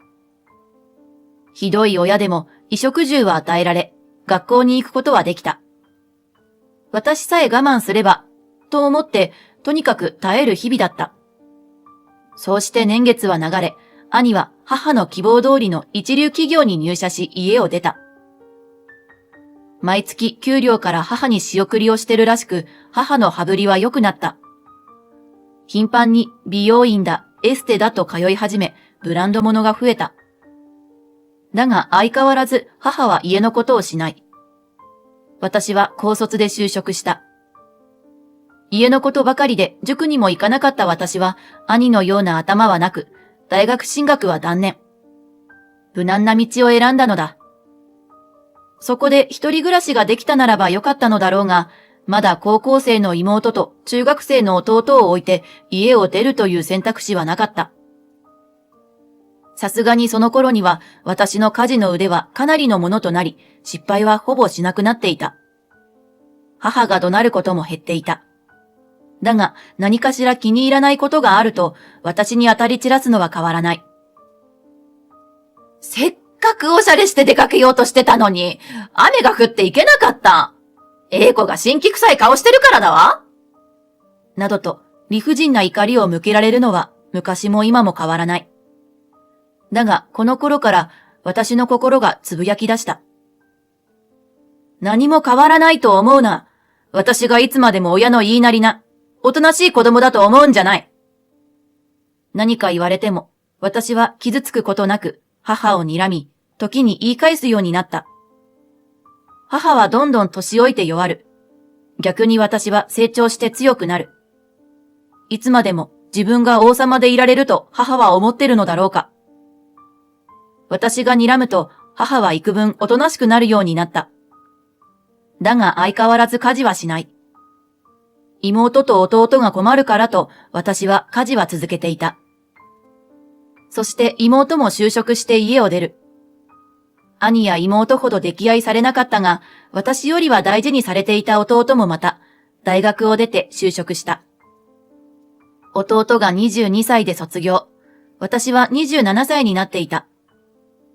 その頃にはすでに正雄と付き合っていた。家の事情は簡単に説明はしていた。何せ夕飯の用意があるので夜遅くまでデートできないから。家族思いなんだね。と正雄は言ってたが、そうではない。いや、確かに低米のために頑張ってるのだが、家族という単語でくくってほしくはなかった。とはいえ、母の本性を話すのはさすがに気が引けた。だって、あんな強烈な母がいると言ってしまったら、正雄は私から離れてしまうかもしれないから。卑怯者と言われてもいい。母に愛されなかった私にとって、私を愛してくれる正雄の存在はかけがえのないものなのだ。失いたくない。ずっと一緒にいたい。愛し愛される当然の関係でいたい。そんなことを望んでるくせに、いざプロポーズされたら尻込みしてしまった。何を躊躇することがあるのか、そう自分でも思う。慶米はすでに家を出た。兄は去年結婚して家庭を持った。弟も就職して現在貯金を頑張っている。目標額が貯まったら家を出ると決めてるらしいが、それはもうすぐだと言っていた。なら弟が家を出るタイミングで私も出ればいい。だというのに、それを考えたら急に気分が悪くなるのだ。頭が痛い。お腹が痛い。吐き気がする。ああ、そうか。私は家を出たくないんだ。母の元にいなくちゃいけないんだ。だって私はダメな子だから、出来損ないだから、母に愛されてないから。家のことをして、ようやく母に認めてもらえるのだから。私は、結婚しちゃいけないんだ。そう自分に言い聞かせて目を閉じた。広がるのは暗闇。子供の頃からずっと広がっていた闇。これからも闇は続くと思って諦めていた。だが、そんなことはないよ。不意に光が差した。目を開く。目の前には優しい笑みを浮かべた正雄。正雄？英子が結婚しちゃいけないなんて誰が言ったの？幸せになっちゃダメって、そんなわけないだろ。少なくとも俺はしてみせるよ。え？俺が英子を幸せにしてみせる。大丈夫、俺に任せて。でも、俺は自分勝手なやつだから、言ったことはやり遂げるよ。君を必ず幸せにする。だから、俺と結婚してください。母のことを話したのは気まぐれだった。自分はこんなにもダメ人間で、あなたにはふさわしくないのだと伝えたかった。けれど、正雄の反応は予想外すぎて、あまりに優しい目を向けてくる彼に、私はすがりつき泣いた。泣いて泣いて、ひたすら泣いて。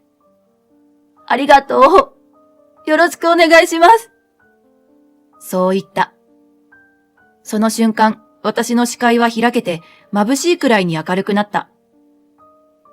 正雄と結婚したいと思った。もう今の生活を終わらせようと思った。うつむく時は終わった。これからは前を向くんだ。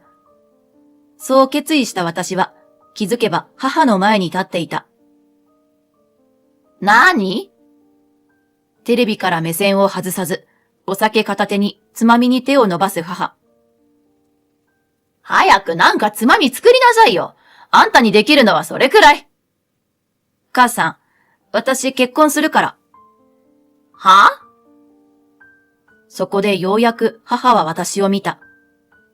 母が私をまともに見たのは何日ぶりだろう。いつも何かしら命令してくる母は、言葉はかけても私を見ようとしなかった。座って私を見上げる母。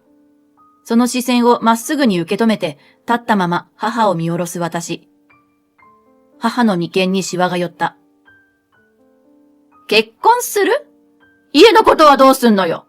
弟を見捨てるの？さっきあの子と話したけど、私の結婚と同時に家を出るって。そう。私の言葉に母の表情は変わらない。無表情に淡々と母は言った。じゃあ同居ね。は？結婚する？なら同居して私の面倒を見なさいよ。それが長女の仕事でしょ？身勝手極まりないことを言って、母は再び視線をテレビに向けた。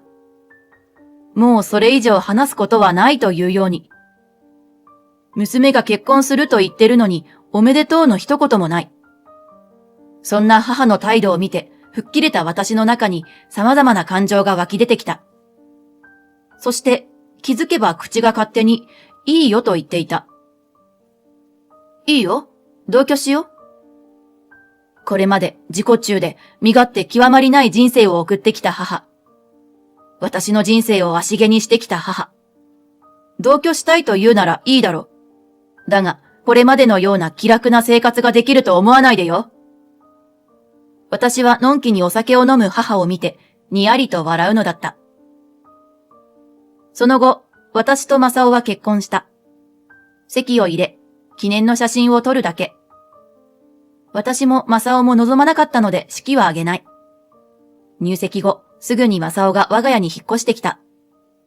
そう、同居の始まりである。最初に言っておくけど、絶対に母に遠慮しないでね。前もって何度も言っておいたが、もう一度念押しすると、にこりと正雄は笑ってうなずいた。ああ、大丈夫だよ。何せ同居したいって言ってきたのはお母さんなんだから。俺は好きにさせてもらうよ。うん。英子も。もう君は俺の妻なんだから。そしてここは君の実家なんだから。好きにするんだよ。そう言って夫はにやりと笑った。それに私もうなずいてにやりと笑うのだった。さて、始めますか。と心の中で腕まくりをしたことを母は知らない。同居開始1日目。何よ？どうして私の朝食がないの？英子、あんたサボってんじゃん。あ、お母さん、おはようございます。僕ら二人揃ってもう出るので、朝食は自分で用意してくださいね。それじゃあ、英子行こう。はーい。待ちなさ。母の朝食を用意しないなんて何十年ぶりのことだろう。いつもと違う状況に母は戸惑ってるが、私もなんだか気持ち悪い。習慣だったことをやめると最初は戸惑うだろうけど、少しずつ慣れればいいんだよ。そういう夫にうなずいた。さっきの戸惑った母の顔、面白かったな。仕事を終えて家に帰ると、家の中が散らかってるのはいつものこと。私はそれを一別して自室に戻り、着替えてリビングに行く。ちょっと英子、朝のあれは何なの？母親の朝食も用意できないなんて、本当にあんたは無能だね。朝食の用意もできないなんて、お母さんこそ無能。まさか私が言い返すと思ってなかったのだろう。あっけに取られる母を放置して、私はテキパキと散らかった台所を片付けて夕食の用意をする。終わると自室に料理を運んだ。ちょっと、私の夕飯は？ないよ。ない？あんたね、結婚したからって調子乗るんじゃないわよ。あんたが今こうやって成長できたのは誰のおかげと思って。誰のって、遺産を残してくれたお父さんのおかげだよね。こんな生意気な。ただいま。母が何か言おうとしたタイミングで夫が帰ってきた。おかえり、夕飯の用意できてるよ。そっか。でも汗かいたからお風呂先でもいいかな。いいよ。そっちも用意できてる。ちょっと待ちなさいよ。私が先に。あ、お母さん、お風呂お先にいただきます。いや、ちょっと母の制止を振り切って、夫は風呂へ直行。私は自室に戻って夕食を並べる。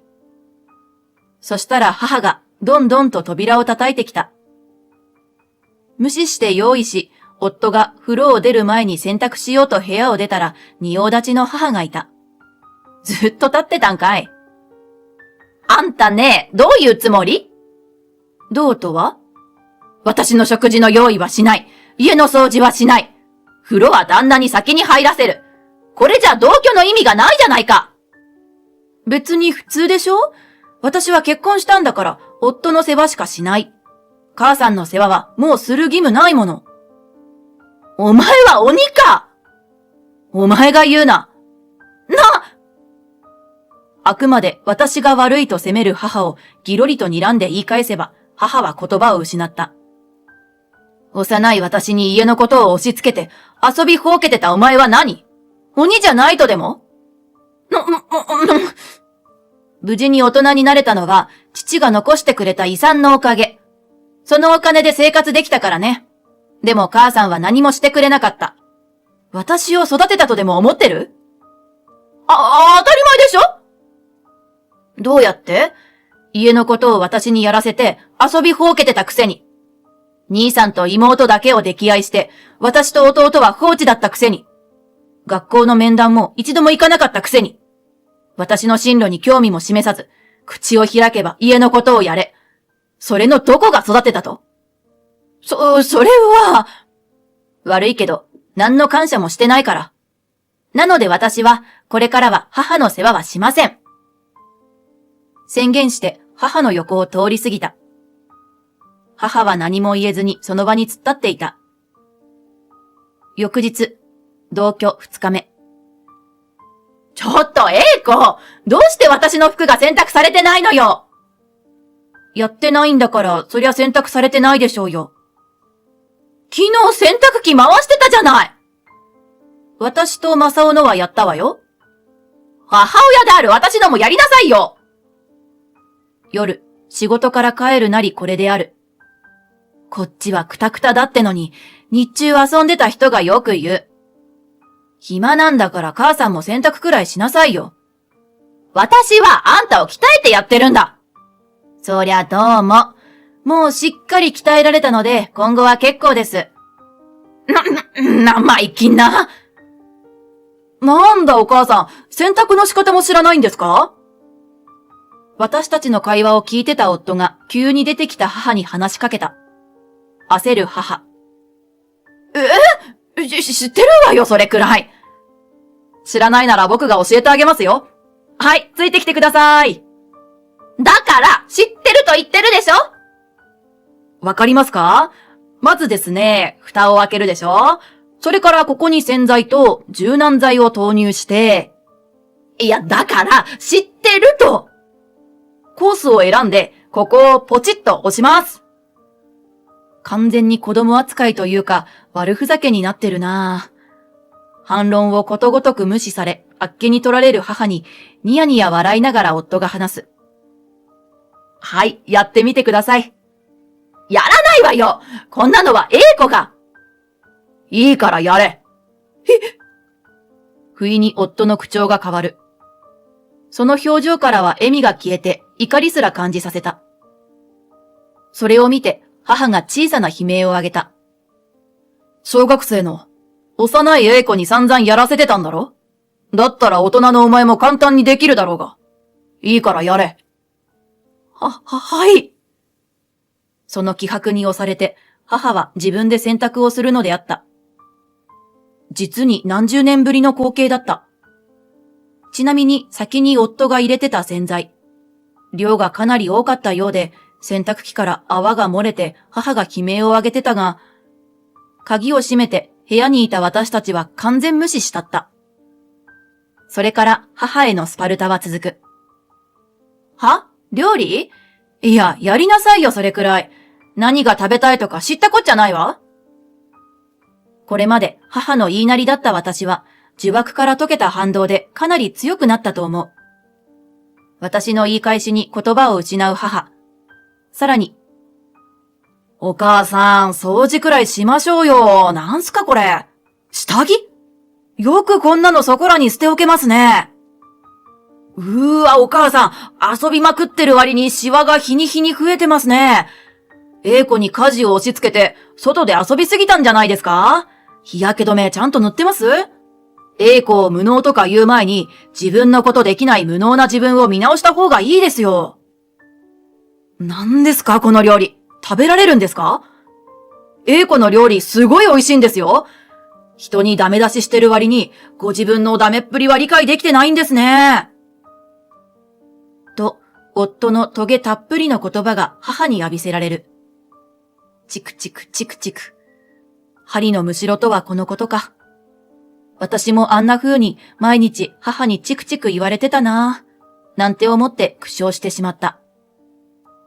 そして同居生活1ヶ月が過ぎた頃、ついに母が、もういいやと切れた。私は10年以上耐えたのに忍耐力なさすぎ。もういやなんなのよあんたたち夫婦は。もう限界。我慢できない。すぐに出てって。じゃあ出て行きまーす。え？まさか速攻でうなずくと思ってなかったのだろう。いきなり追い出されると困ると私たちが泣きつくとでも思ってたのか。だがそんなことにはならないよ。私と夫はいそいそと荷物をまとめて玄関に向かった。今すぐ出て行くの？荷物は？これで全部だから。これで全部？他のものは全部新居に置いてあるから大丈夫。は？そう。私と夫は、実は実家とは別にマンションを借りていたのである。最低限の荷物で実家で暮らし、いつでも出て行ける状態にしていたのだ。そして、待ってましたの出て行け発言。出て行けと言われて1時間も経たずに私と夫は玄関をくぐっていた。待ちなさいよ！これから私はどうなるの？知らないよ。お母さんが出て行けって言ったんでしょ？それは…もう十分すぎるくらいに私は母さんの世話をした。それを一度も感謝してくれなかったよね。兄さんと妹ばかり可愛がって、私のことは見下してばかり。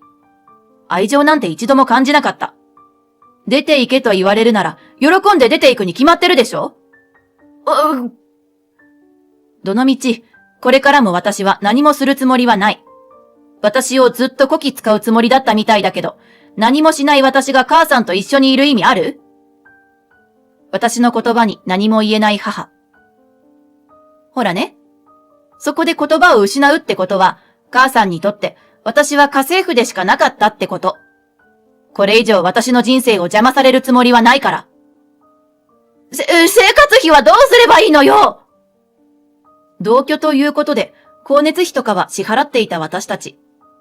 それがなくなるということは、母が自分で支払っていかねばならないってこと。知らないよ、そんなの。これまで通りに父さんの遺産で支払えば？そんなのもうほとんどないわよ！あんたたちに使って！嘘ばっかり。母さん、自分のことにいっぱい使ってたの知ってるよ。だから私に節約料理を強制してたじゃない。服だってめったに買ってもらえなくて、ボロボロのを着てたこと忘れてないわよ。それはこれまで散々好き勝手してきたんだから、少しは苦労したら？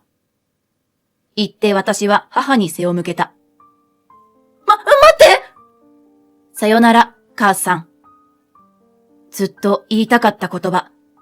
ずっと言えなかった言葉。ようやく言えた。と、ほっとする自分がいる。一度だけ目を伏せて開く。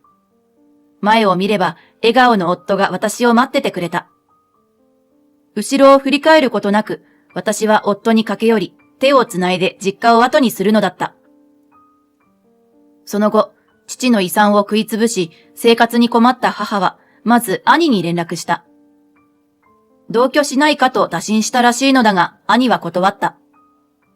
俺ら子供を食い物にしようとする母親と同居なんてできない。俺は今の家族が大切だ。と言ったらしい。これまでしてきた仕送りも、母のブランド購入に消えてたと知った兄は、仕送りも止めると宣言して、母は悲鳴を上げたらしい。次に妹に電話が行った。だが妹は、母さんと同居？ないわ。絶対ないわ。家のこと何にもしない母さんと同居なんてありえない。忙しいから切るね。とバッサリ電話を切ったらしい。その後に妹が私に電話してきた。散々姉さんをこき使って遊んでおきながら何を今更って感じよね。ごめんね姉さん。これまで母さんを押し付けて。母に愛されてた妹だったが、母の私に対する態度は許せないものだったらしい。母さんとは縁切るから、姉さんも切りなよ。妹はそう言って電話を終えた。さらに弟のところにも電話があったらしいが、私の面倒を見てとか叫んだから、無言で電話切って着信拒否した。と言ったのを聞いて笑ってしまった。結局、母の敬米への歪んだ愛情は、私たち子供の誰にも理解されず、見捨てられて終わった。何もできなくてごめんと、敬米は言ってきたが、私たちは子供だったんだ。そんな余裕がなくても仕方ないと思う。その後、母は実家を売却した。お金がなくなり、生活できなくなったらしいのだ。とはいえ古い家だ。大したお金にもならない。今更ながらに始めたパートに、今、母は泣いてるらしい。私たち子供に順番に泣きついてきてるが、誰も相手にしない。これまで散々好き勝手してきたのだ。これからはたっぷり苦労してもらおう。母を反面教師にして、私は子供には苦労させないと誓った。分け隔てなく、たっぷりの愛情を注ごう。もうすぐ生まれてくるであろう命を宿したお腹を撫でながら、そう思うのだった。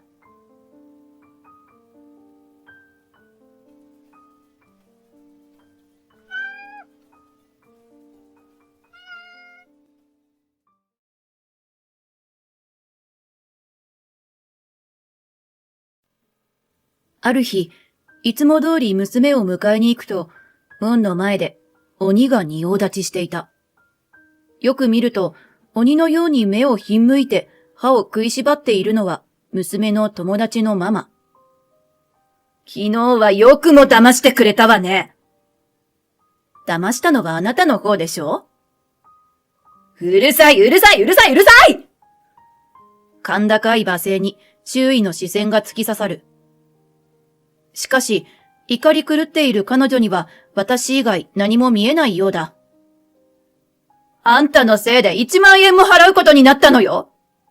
自業自得でしょ？頭をかきむしる彼女を冷めた目で眺める。これは、たかり女が因果応報を受ける話だ。私は優香。7歳の息子と5歳の娘を育てる38歳だ。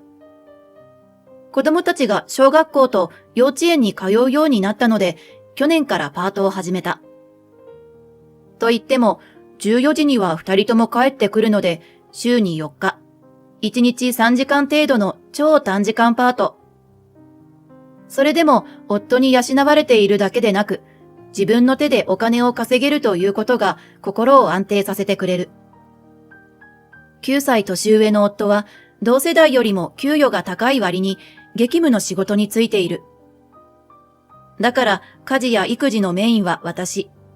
その代わりパート代は好きなように使っていいと言われているので、教育資金として一定の金額は貯めつつ、残りは自分のお小遣いとして自由にさせてもらっている。そんな私の癒しは月に1回の仲良しママ友とのランチ会。美味しいご飯を食べながら子供の話から最近ハマっているドラマの話まで取り留めなく話せるその日を楽しみに忙しい日々を懸命にこなしていた。しかしそんな私の癒しの時間に水を差す人間がいる。ゆうかさん、次のランチは最近できたパスタ屋さんでもいい？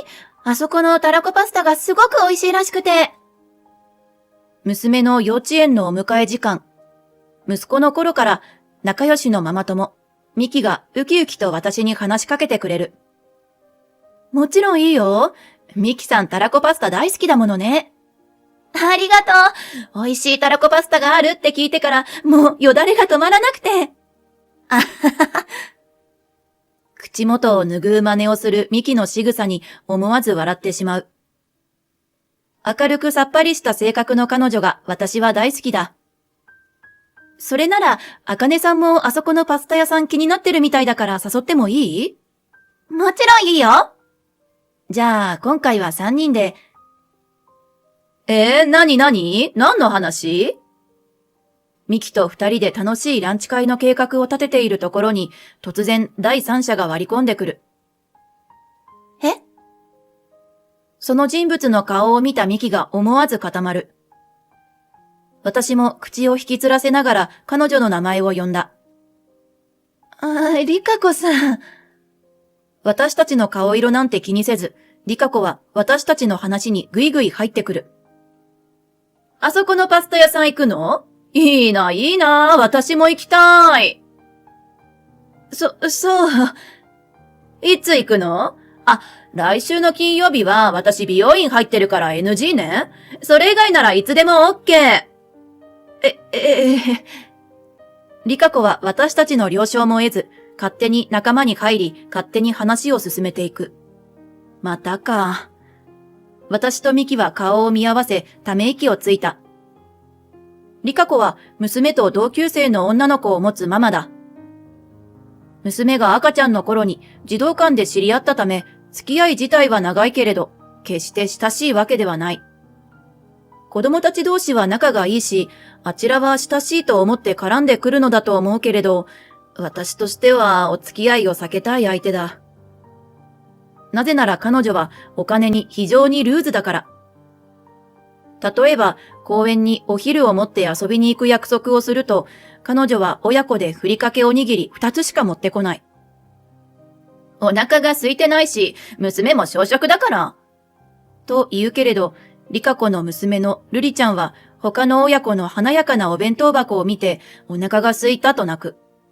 仕方なく私やママ友がルリちゃんにおかずを分けてあげる。リカ子は、なんかごめんね。と言いながら自分の分のおかずを私やママ友の弁当箱に箸を突っ込んで奪っていく。もちろんみんなが持ち寄ったお菓子を誰よりも食い漁るのもリカ子だ。共通の友人の新築祝いをみんなでお金を出し合って購入すると、今お金ないから立て替えておいて。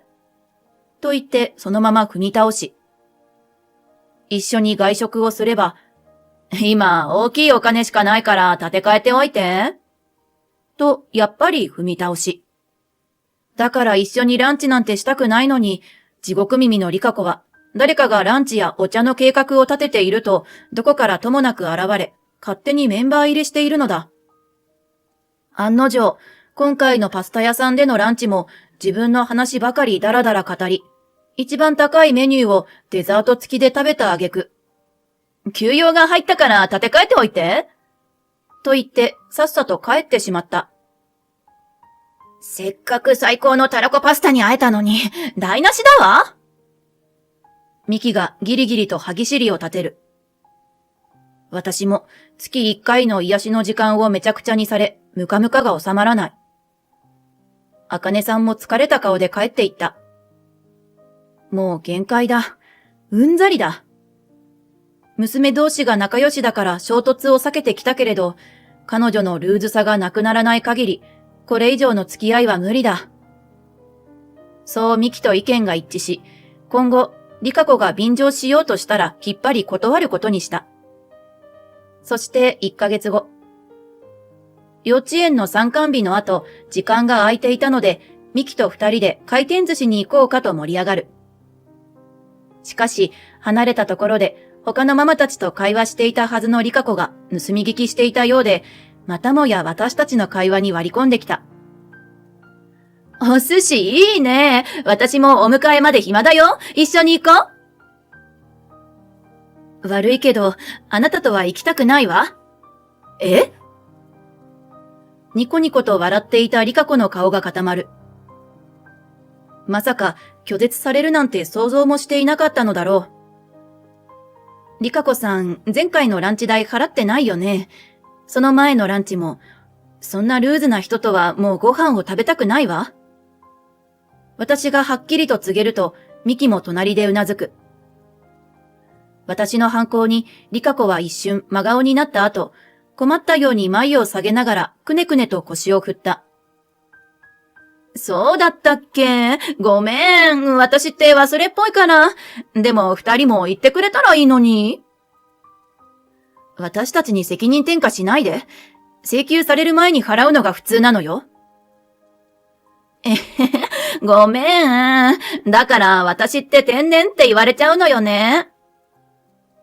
あのね。話の通じなさに頭痛がする。そんな私たちにリカ子は意外な提案をした。そうだ。今日のお寿司は私が二人におごるわ。それでチャラでどうかな。あのリカ子がおごるって？そんなの信じられるわけがない。悪いけど。本当？じゃあお言葉に甘えちゃおうかな。断ろうとした私の言葉に被せるように、ミキがリカ子の提案に乗る。ミキさん？戸惑う私にミキが目配せする。オッケーオッケー。じゃあ現地集合ね。おごる羽目になったはずのリカ子は、なぜか上機嫌で去っていく。あのケチなリカ子が人におごるのを良しとするはずがない。絶対に裏がある。どうして受け入れたの？戸惑いながら尋ねる私に、ミキが笑いながら答えた。だって、あそこの回転寿司は。あ、そうか。ミキの説明に納得して、私もにやりと笑った。正午に寿司屋に着くと、すでにたくさんの車が駐車場に止まっていて、ボックス席は満席だった。子供のお迎えもあるからカウンター席にしましょう。私の提案に、リカ子は何の疑問も持たず、いいよと二つ返事をする。リカ子、私、ミキの並びでカウンターに座ると、早速目の前のタッチパネルでそれぞれ注文を始めた。ここは一皿100円均一の低価格回転寿司チェーンではない。巻物などは100円もあるけれど、300円の皿が主流で、中には一皿1000円以上の高級寿司もある。だから今までの謝罪込みとはいえ、おごられる立場である私とミキは、1500円以内に収めると決めて寿司を吟味する。しかし、リカ子は何のためらいもなく、高級寿司をポンポンと注文していった。思わず、大丈夫？本当にお金持ってるの？と声をかけると、大丈夫、大丈夫と能天気に返される。リカ子がイクラがたっぷり乗った軍艦や大トロを味わうこともなくパクパク食べてる隣で、私はイカやマグロのお寿司を静かに味わった。しばらくするとミキが、リカ子さん、何をしてるの？と眉を潜める。横を見ると、リカ子が私のお皿の上に自分のお皿を重ねていた。うわぁ、ゆうかさんいっぱい食べたね。ちょっとやめてよ。笑えない冗談を私が咎めても、リカ子は楽しそうだ。いいじゃん。どうせ私がおごってあげるんだからさ。その態度があまりにも下品で、思わずミキと顔を見合わせる。こんな人が今までの行いを反省しておごってくれるなんてとても思えない。そう確信した私たちは彼女を見限る準備を始めた。ちょっとお手洗い行ってくるね。ああ、私も。はいはい、行ってらっしゃい。リカ子がシャインマスカットの乗った高いパフェを食べている間に、私とミキはお手洗いに行くついでに計画を実行に移す。カウンターに戻ってくると、パフェをきれいに平らげたリカ子が自分のカバンを覗きながらわざとらしいセリフを吐いた。ごめん、お財布忘れちゃった。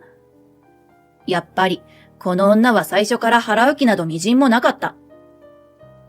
もはや怒りを通り越して呆れることしかできない。やっぱりおごるのは今度ね。支払いよろしく。リカ子はニヤニヤ笑いながら席を立とうとする。しかし私はその肩をついて席に戻した。そう言うと思って、先に会計済ませちゃったわ。え？もちろん私の分だけね。え？まさか私に先手を取られると思っていなかったのだろう。リカ子の周りにクエスチョンマークが飛び回る。そんなわけないでしょ？だって誰もお皿の数を計算しに来ていないわよ。叫ぶ彼女を見て思わず半笑いになる。やっぱり理解していなかったのね。ここは回転寿司といってもタッチパネルで注文したものしか流れていないでしょ？だからお皿の数を数えなくても大丈夫なのよ。意味を理解したリカ子の顔がさっと青くなる。でもすぐに我に返ると必死に食い下がった。そうだとしても、誰がどれだけ頼んだかなんてわからないじゃないの。ほら、お皿だって混ざってるんだから。私に高いお皿ばかり押し付けて、自分は安く済ませたんじゃないの？最低！どの口が言ってるんだか。皿を混ぜて私に押し付けようとしたのはそっちの方じゃないの。まあ、この店のこの席でズルをしたって全く意味がないのだけれど。安心して、カウンター席は一人ずつタッチパネルがついているでしょ？そのタッチパネルごとに集計されてるから、私のお皿があなたのお会計に混ざることも、その逆もないわよ。リカ子の口があんぐりと開く。そう、私とミキが混み合う時間帯にこの店を選んだのは自然にカウンター席に座るため。はじめからリカ子が私たちを騙すことを想定して完全に別会計ができるこの店に決めたのだ。ようやく私たちの思惑に気づいたリカ子が今まで見たことのない恐ろしい目で睨んでくる。ひどいわ。私を信じてなかったってことね。友達なのに最低。最低なのはどっちよ。反省なんてこれっぽっちもしてないくせに、またたかるつもりだったんでしょ？たかるだなんて下品な言葉やめてよ。友達なんだから困ってる時に助け合うのは当然でしょ？私たちは出会ってから今まであなたに助けてもらったことなんて一回もなかったわ。リカ子が声を詰まらせる。どうやら私たちを散々利用して食い物にしてきた自覚はあるようだ。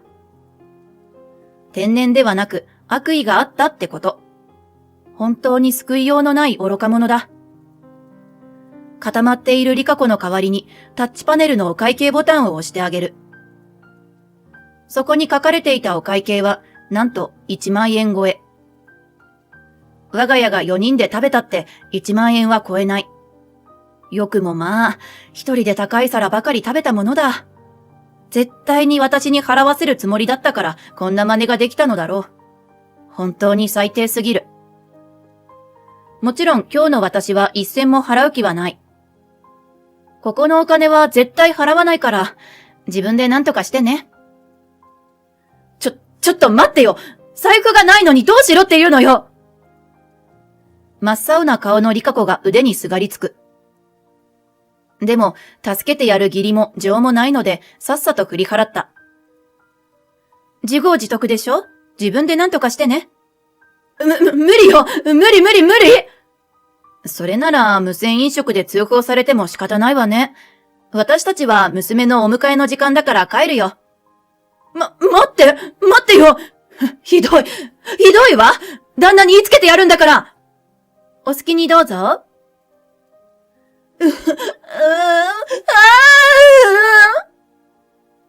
取り付く島もないと知ったリカ子が子供のように泣きじゃくる。もちろん周囲の注目を浴びたけれど、私たちは他人のふりをして店の外へ出た。後に引けないらしいリカ子の泣き叫ぶ声が外まで聞こえてきたけれど、振り返らずに車へ乗り込んだ。その後、すぐ幼稚園の迎えの時間になったけれど、リカ子の姿はなかった。ルリちゃんと先生たちが心配すると思い、園長先生にお昼の出来事を説明しておいた。園長先生は驚くこともせず、疲れた顔で、大変でしたね、と私たちをいたわってくれる。どうやらリカ子は園でもいろいろやらかしているらしい。園長先生がリカ子に電話している姿を見てから、私とミキは家に帰った。次の日のお迎えの時間、いつも通り娘を迎えに行くと、門の前で鬼が仁王立ちしていた。よく見ると、鬼のように目をひんむいて歯を食いしばっているリカ子だった。昨日はよくも騙してくれたわね。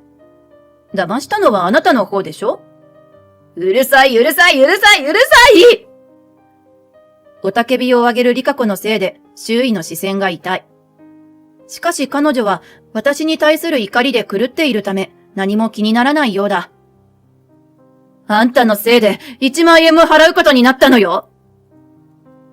自分が食べた分を払っただけでしょ？っていうか、やっぱりお財布持っていたんじゃないの？違うわよ。警察に通報されて呼び出された旦那が払ったの。ああ、大変でしたね。これに懲りたら財布はちゃんと持ち歩いた方がいいですよ。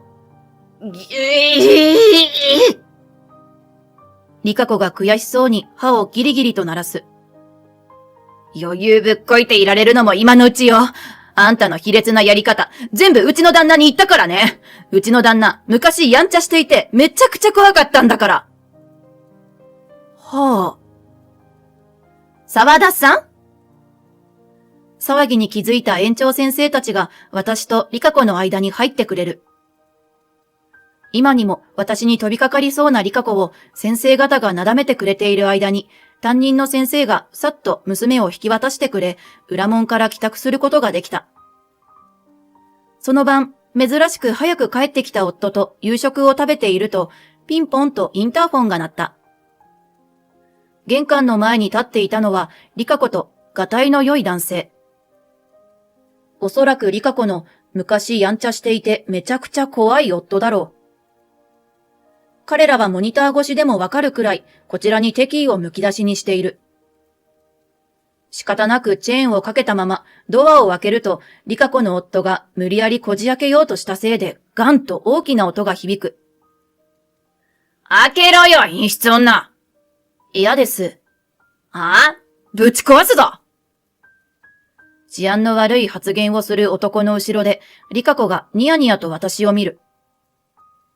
自分より、がたいの良い男の脅しに恐怖を覚えながらも、舐められないようにピンと背筋を伸ばす。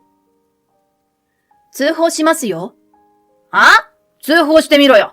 捕まるのは俺の嫁を騙したお前の方だからな。私は何もしていません。寿司屋で俺の嫁を騙して1万円払わせただろうが。誤解です。はぁ？どうやらリカ子は都合の良い嘘を吹き込んだらしい。私に後ろめたいことは何一つないので、まっすぐに男を見る。どれだけ脅しても一歩も引かない私の態度に、リカ子の夫が少したじろいだ。おい、リカ子。本当にお前騙されたんだよな。ひどい。私じゃなくてこの女を信じるの？いや、だって。キーキーとわめくリカ子と無表情の私を、リカ子の夫が困惑したように見比べる。すると、リビングで子供たちを見ていてくれた夫が玄関にやってきてくれた。こんばんは、沢田さん。あ？私の夫の顔を見たリカ子の夫がぎょっとした顔をする。鈴木さん？リカ子がポカンと口を開く。私もきょとんとしていると、夫が穏やかな声で説明してくれた。沢田さんはうちの会社の下請けの営業さんだ。先週も会ったばかりだよ。ねえ。はい。笑顔で問いかける夫に、真っ青な顔をしたリカ子の夫がピンと背筋を張る。その様子だけで、リカ子の夫と私の夫の力関係は一目瞭然。で、うちの妻が何かご迷惑をおかけしたとか、詳しく聞かせてくれますか？それは、さっきまでの勢いはどこへやら、リカ子の夫は目をキョドキョドさせた後、リカ子に耳打ちをする。おい、本当に鈴木さんの奥さんが騙したのか？え？これがお前の嘘だったら、俺の首が飛ぶどころの話じゃないぞ。だって鬼の形相で問い詰める男の様子に、リカ子もまずいと分かったようだ。沢田さん？私の夫が静かに声をかけると、リカ子の夫の方がぴょんと跳ねる。すみません。出直してきます。お邪魔しました。大変失礼しました。ちょっと、痛いってば！夫はリカ子の腕を掴むと、あっという間に逃げ帰ってしまった。張り詰めていた気持ちが解け、どっと疲れが押し寄せる。ありがとう、パパ。まさかリカ子さんの旦那さんと知り合いだったなんてね。僕もまさか君から聞いていたトラブル相手が沢田さんの奥さんだとは思わなかったよ。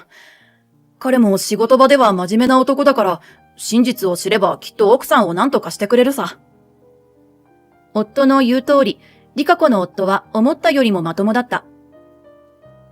どうやらリカ子は今回の1万円だけでなく、今までも私にずっとたかられていて、お金を出さないと仲間外れにされると泣きながら嘘をついたそうだ。気の短いリカ子の夫は、かわいそうな妻の姿を見て、カッと頭に血が上り、その勢いのまま我が家に突撃してきたらしい。しかし、家に帰って問い詰めると、妻の訴えはすべて嘘。むしろたかっていたのは自分の妻の方だと知り、顔面蒼白。翌日の昼休みには、夫の会社で夫に土下座をしたらしい。そして夕方に我が家に現れて、私にも土下座。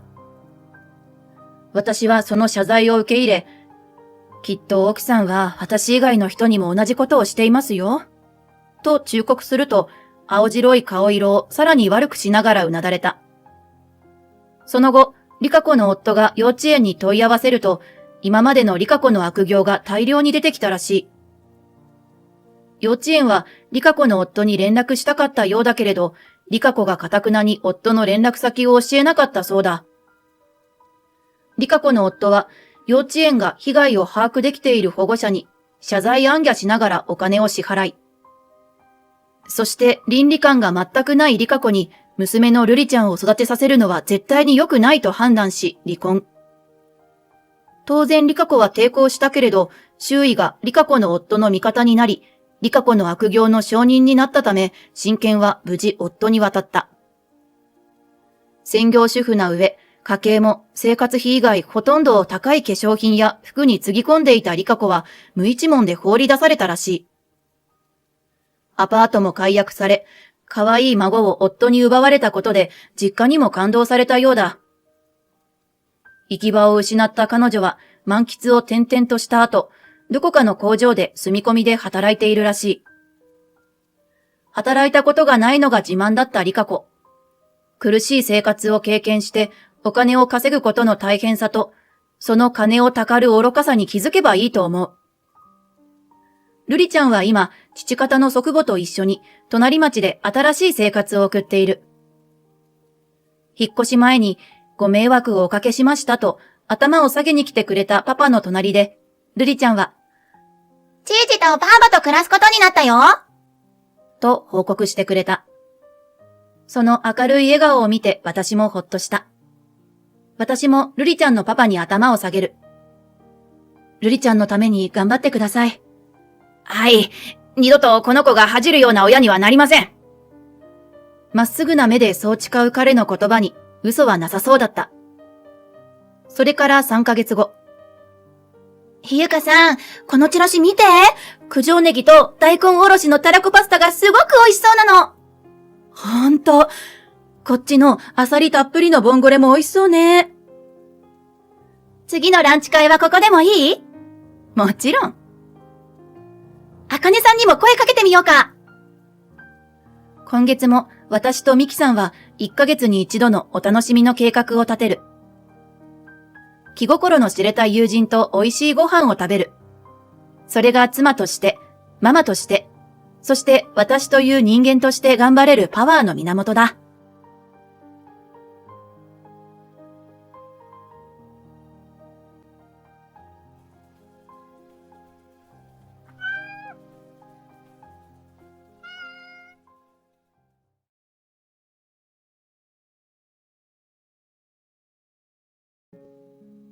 Sorry. I'm a celebrity, so I don't understand how poor people feel. After all, lunch is all about fancy French cuisine.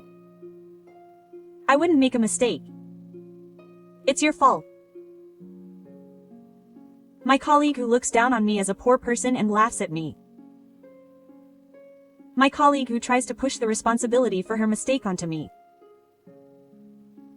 When her girlfriend, a celebrity, offered to invite me, a poor person, to a viewing of a high-rise apartment building she had purchased, I was furious. Really? Really? Then I'll go by helicopter. I'll make you say, HMPH. My name is Sasaki Sayako. I'm a 29-year-old single office worker. Many of my friends my age are married, but many of them are now single and have become kings. A generation ago, people around me would have been nagging me to get married. I enjoy being single and think to myself that I was born in a good era.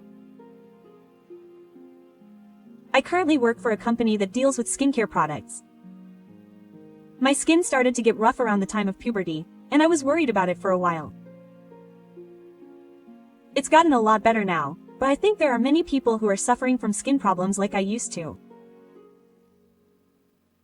That's why I think I'm changing jobs when I'm looking for a job. What's more, my company doesn't place much importance on academic background, but rather hires people based on ability and motivation, which is something I'm very grateful for. That's something the president values. Even if you don't have much academic ability, if you have motivation, you can grow as much as you want. The president always says that people who lack motivation will never grow, so he doesn't need them. It's harsh, but I do think motivation is important, so almost no one complained, but it's hard to show that you're motivated.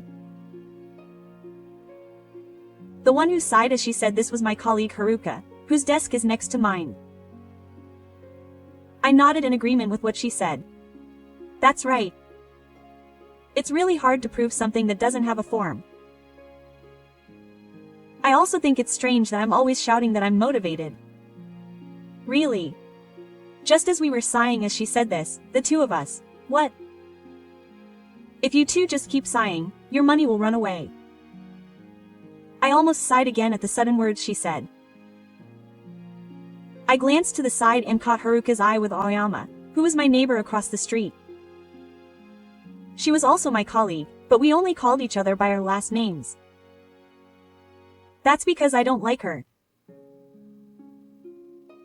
When I told her that if she said that, happiness would run away, Aoyama laughed heartily. You never had happiness to begin with. What a rude remark. The reason I don't like her is because of Aoyama. More importantly, look at this watch. It's beautiful with diamonds, so I bought it on impulse. Isn't it nice? You want it, don't you? I'm a poor person, so I can afford it, but it's out of reach for you. That's because she keeps bragging about how rich she is. Why does Aoyama have money? The answer is simple. It's simply because her parents are rich. In other words, her family is a celebrity. I think it's amazing, but bragging about how rich she is only tarnishes her celebrity image. If I tell her that she's amazing, then, right? Right? Once you know, you want it, and you can't help yourself. You end up buying it with your credit card. Oh, and at the end of her line, she naturally smiles. It's the first time I've seen someone smile so genuinely. You're in good spirits today, Aoyama. Aoyama's eyes lit up at Haka's words. Of course. Because I have money. When you have money to spare, people feel better. Do you think watching videos of my favorite idols will cheer me up? You can't argue with Aoyama. Haruka. What's so good about that? Everything in this world is built on money. That's why I can change the things I like and have more peace of mind. Don't lump me in with those poor people like you. Even when I said that things other than money are important, Aoyama just keeps talking about how money is life. It's really annoying. So I've decided to go for Wi-Fi during the holidays starting tomorrow. Wi-Fi. This is why Hawaii is like this. I don't think there are any poor people who say things like, "we F" these days. That's because you're poor. You can't understand first-class language when you're in business class. What do you mean, first-class language? My image of a celebrity has been crumbling since I met Aoyama. Is it rare to find someone like her? Even if she says she has money, it's all her parents' money. The only money she earns herself is the same salary as me. I don't think there's any reason to look down on her. Let's go eat lunch. Haka-san stands up, as if she's fed up. I stand up too, as if I agree. I have no intention of wasting any more of my precious lunch break on her bragging. As soon as I stand up, Aoyama-san stands up too. Then I think I'll go eat some fancy French food. Sure, feel free. Eating fancy French food for lunch on a weekday, Aoyama-san looks at me and grins. Do you want to come with me? No, oh, sorry. A poor girl like you could never eat fancy French food, even if she stood on her head. When I said that, I ended up asking based on my own feelings. Sorry, rich people. No, I eat ramen. That's right. Cup noodles are perfect for someone as poor as you. Sorry. I just don't understand how delicious that is. After all, I'm acting like a celebrity. It's definitely high-end Chinese. What the heck is high-end Chinese? And you just said something gross about instant noodles. As someone who loves instant noodles, that's an unforgivable comment. Instant noodles are delicious enough. Oh, I don't get it. I have no idea how you poor people feel. Rich people are sinners, listen to me. So, excuse me, France is calling me for something high-end. Good luck with the instant noodles conversation. Listen to what people are saying. What kind of voice is France using to call you? And what's with the instant noodles conversation? Aoyama-san said what he wanted to say and disappeared in an instant. For now, instant noodles are decided for lunch today. I thought it would be best to ignore annoying things like that with a mature mind if they didn't interfere with work, but a situation arose that did interfere with work. Huh, an order mistake? I couldn't understand what he said at first, so I asked him to repeat it, and my senior nodded with a troubled look on his face. That's right. We were always careful not to run out of regular beauty serums when ordering from the factory, but it seems we ordered an order that was an order of magnitude short. Huh? So we won't be able to deliver the products to our regular customers. This one seems like it will last until the next purchase, but is it really that tight? Does that mean we won't be able to accept new customers? That's what it means. What the heck?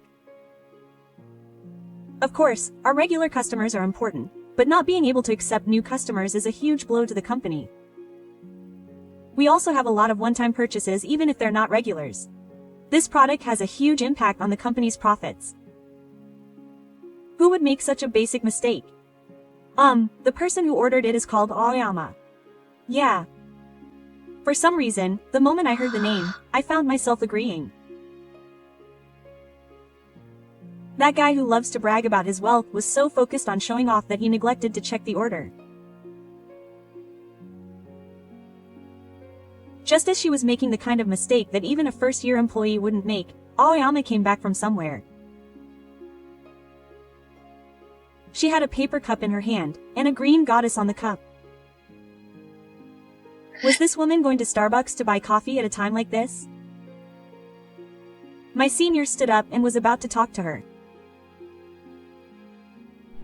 Look, who made a mistake in ordering the product I developed and produced with my own hands?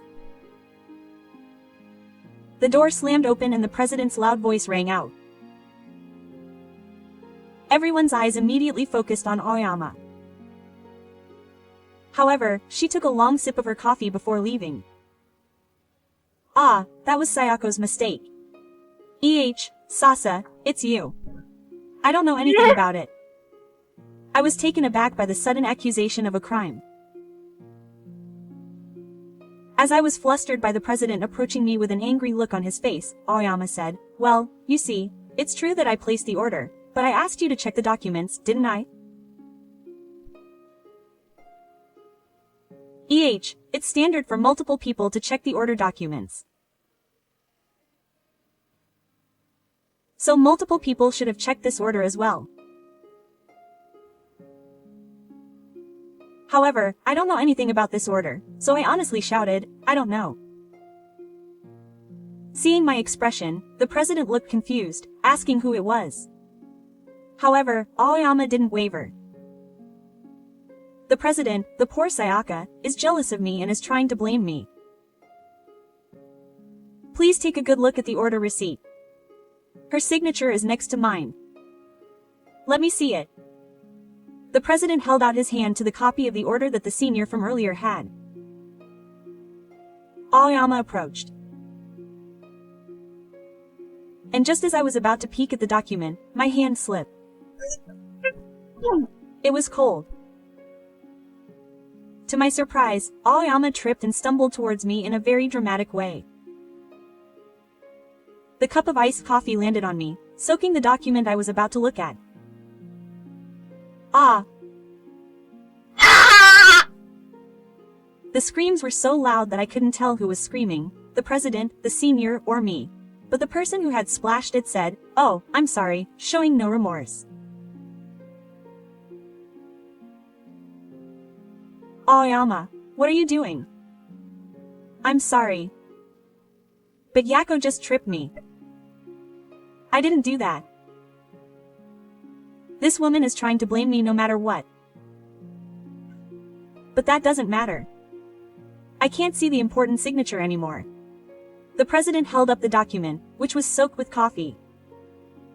At least wipe it off before holding it up, or the floor will get dirty. By the way, someone, please give me a towel.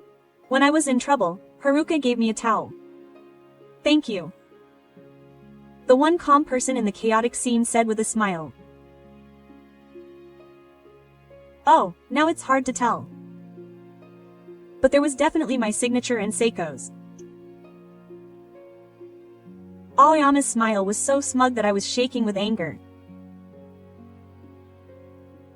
In the end, it was unclear who did the verification work, but for the time being, it was clear that Aoyama was the one who created the document in the first place, so she was properly scolded by the president. She was dissatisfied and sulking, but for some reason I was scolded along with her. I was the one who was dissatisfied. By the way, my senior said that he glanced at it later and didn't think there was any other signature than hers, so it seems that the order was placed without verification. As I glared at her, she said, poor people can't even do verification work, huh? Ah, I stood up. I would definitely ignore her from now on. Ignore her. I made a firm decision, but Aoyama, who was always the type to not let me get involved, wouldn't let me. One day, she suddenly said something troublesome. Hey, I don't understand why you're not coming to my new house tour, so I just look up at you. What's this all of a sudden? A new house tour. A tour. A new house. Yeah, I actually bought a high-rise apartment building. And it's from the Seijokai. Seijokai, is it some kind of high-rise superhuman? That's right. Not Muscle Man, but Tower Man. A high-rise apartment building. Why would I buy a superhuman? Oh, I see. I thought it was a figure or something. What does that have to do with a new house tour? I don't know. Sayako must have brought it up. It's so noisy. Even though it's lunchtime, I wish you'd be quiet. I wanted to enjoy the limited-time seasonal bento from the convenience store, but the noise from next door is making it hard to taste anything. Aoyama-san, go get some fancy Chinese food. But she's got a bento box spread out on her table, apparently from some fancy place, with a huge piece of fried shrimp in the center. It doesn't matter, but it's unnecessarily big and in the way. It's even hanging over my desk. Haka, who lives next door, is having a hamburger today. It looks delicious. I think I'll have a hamburger for lunch tomorrow. Aoyama's existence was already being erased by the hamburger in my mind. But Aoyama wouldn't let it be erased. Come on, you want to see the best part of my new tower mansion? I don't want to see it. I can't eat my lunch because our faces are too close. Don't disturb my meal with your face. Aoyama snorted without caring that I gave her a completely blank expression. Huh, what? She's so surprised that I bought the best part that she can't eat. I guess I can't help it. If you want to see it that much, I'll show you. Hey, someone take Aoyama to the eye and ear. This person definitely has bad eyesight and hearing. How could she see and hear something and make such a mistake? No, that's not right. Is there some kind of amazing brain transformation going on? The fries are delicious. Next to me, Haka is silently eating fries. It seems she has achieved a state of nothingness. That's unfair. I want to get one too. But I still can't become nothing, and Aoyama's voice keeps ringing in my ears. I want to eat. I can't help it. I'll invite Sayako, who will never have anything to do with tower apartments, to the best tower apartment tour. No, it's fine. It's really big and spacious, so you can invite your friends too. Of course, Sayako and all my colleagues at work too. Oh, right. For now, I'll invite everyone from the same company. I'll invite all the poor people to the best tower apartment tour. Oh, he's gone, this guy. He's gone. There are quite a few people eating lunch in the car. All of them heard Aoyama's words just now, and I felt the air shake and turn pale. Aoyama, that's enough. Don't worry. Our place is really spacious, so we can accommodate everyone. After all, these are the best balls that Pan bought for us. My sperm is meaningless, and Aoyama's provocative words won't stop. Oh, I don't know. So your parents bought it for you after all.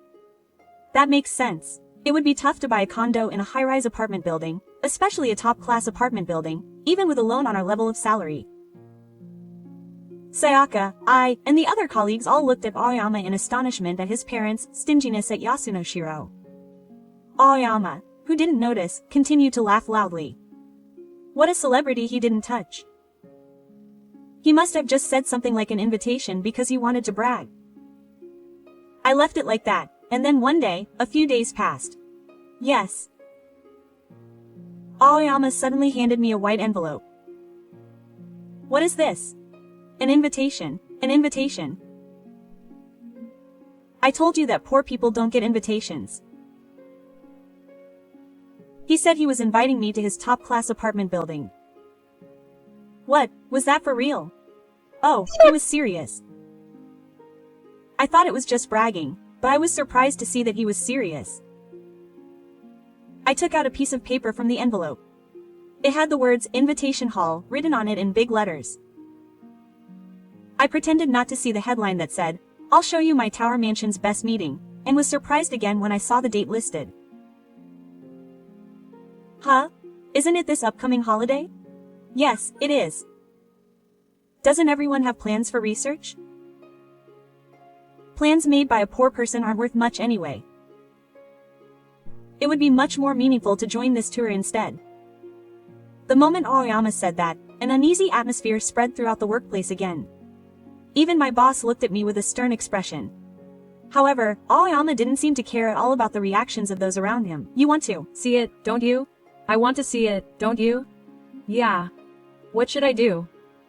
What are you talking about, when you've already prepared the invitation? You want to see it? Well, I guess I have no choice. Then come to my place on the date and time listed. This guy is the kind of person who never listens to what I say. Whatever. I just have to ignore this ridiculous identity. When I looked, the invitations that Haruka and everyone else must have received were no longer with them. They must have thrown them away or shredded them. I'll have them shredded by a machine later. That's what I thought. By the way, we can use the rooftop freely at our best meeting. It's spacious.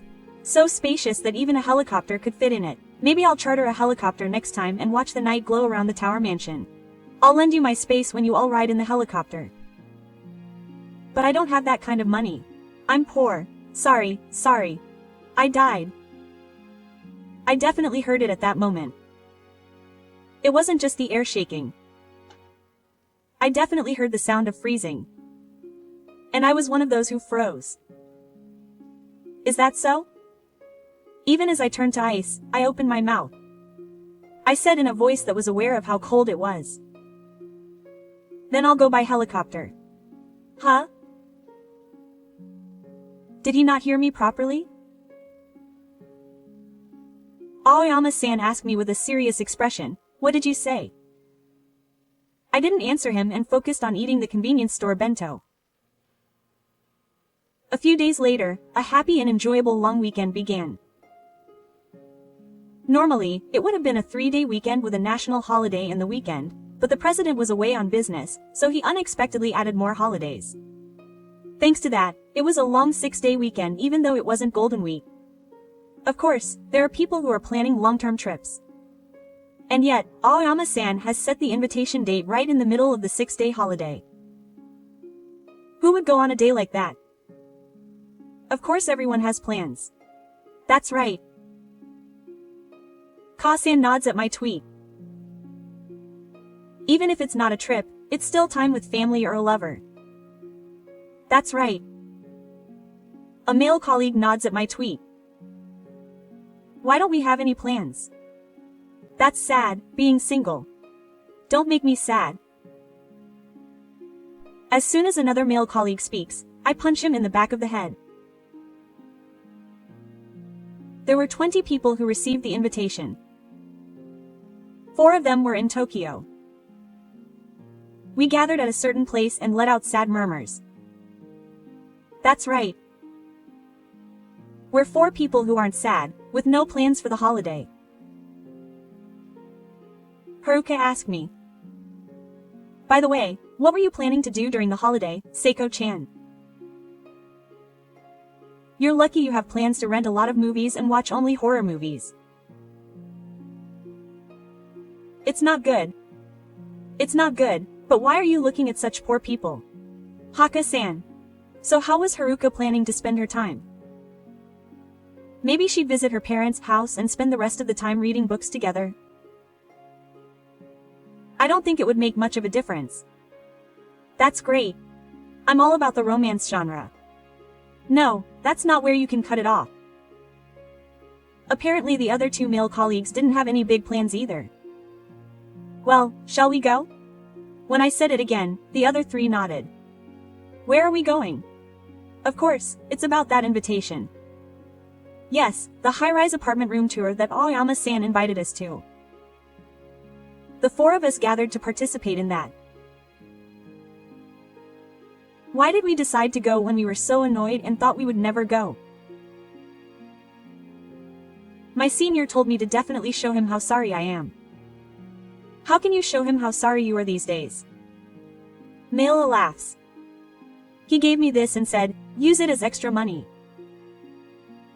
Male colleague B says this and waves the envelope containing the money. I was also motivated by my seniors and juniors. Saying this, Haka-san is troubled. It's because there were people who were angry at Aoyama-san's condescending remarks about us and were angered by his followers. No one could have gone. I was bored anyway, and I didn't want to spend the holidays feeling bad. Fine, fine. Let's show him how much I care. I'll pretend I didn't hear A-kun say he was scared when he saw me laughing like that. A little while later, I called Aoyama-san. Yes, yes. My voice was so happy that I almost threw my phone away, but I was able to keep my adult self alive by living in a place where I could. Aoyama-san, I'll be heading there soon. Understood. If you're at the station now, where are you coming from? It must be hard for poor people to even get a taxi. I'd love to spend the whole night talking about your definition of poor people, but for now, I'll fly over and wait for you on the rooftop. Huh? Why the rooftop? And what do you mean by flying over? Aoyama-san, who hadn't heard me, asked again. I'm sure he's stunned on the other end of the phone. I said with a grin. I've decided to take a helicopter there as you requested. Ha ha ha. What the heck are you talking about? This is why poor people look down on us as poor people, but I live a normal life. You have the face of a poor person. Okay, I'm picking a fight with you. I'm telling the truth. Come on, poor people, run to my place. And look at my room and be envious. Oh, I have a flight coming up soon, so I can't use my cell phone during the flight, so I'll hang up. Make sure you leave a spot on the rooftop. Wait a minute. Ignoring Aoyama-san's flustered words, I hung up. I looked at Haruka-san and the two men's faces and nodded. Now, the game time begins. And a few minutes later. Below us, Aoyama-san was standing on the rooftop of the tower mansion, staring up at the sky with his mouth wide open. The tower mansion was certainly large and impressive, and Nishikami-kai had the H mark for a heliport. It must have been installed as an emergency measure because it was a tall tower mansion. But logically speaking, shouldn't you be using it as you please? It sounds like he's shouting something, but I can't hear him. Aoyama sat up straight, her mouth opening and closing as a helicopter hovered below, laughing as Haka, who was wearing headphones for conversation, laughed. But the sound of the snake was so loud that we couldn't hear what she was saying at all. So the four of us gave her a big thumbs up, a peace sign, and smiled broadly. Then the helicopter slowly returned to its starting point. Aoyama hurriedly tried to chase after it. But she crashed into the rooftop fence and was still shouting, her nose stinging. I had no idea what she was saying. Oh, that was fun. That's right. It's such an easy experience. A little while later, we arrived at Aoyama's tower. Still excited from the day, we pressed Aoyama's room number at the entrance to the building. But she answered without even letting us know. What's going on? Just let me in. Oh, that's amazing. As expected of a tower apartment building, Aoyama said it right away when we told her to start talking after we got inside. We finished while enjoying the view from the tower building. Aoyama-san is calm. Well, the view from the helicopter was great, with its high arches. A-kun must know that it will get on Aoyama-san's nerves like a fish, but he says with a grin. As expected, comes the yelling back. What's with that? I told you why you're coming by helicopter. After all, Aoyama-san said so. He said he'd lend you the space when you board the helicopter. So even though we went all the way there by helicopter, even though those places are called heliports, they're not something you can use freely. They're for emergencies, not tourism. Apparently, only the fire department and the self-defense forces use them for emergencies, and the residents of the apartment building aren't allowed to use them for tourism or private purposes. That's why we ended up having to go back to where we started. Didn't you know that you can't use them freely even though you live there? Aoyama-san, who easily falls for the provocation when I deliberately draw out the end of my sentence in a sarcastic way, turns bright red in the face. I know that much. You wouldn't think that poor people like you would actually come by helicopter. The company people probably pooled their money together and somehow managed to squeeze out the money anyway.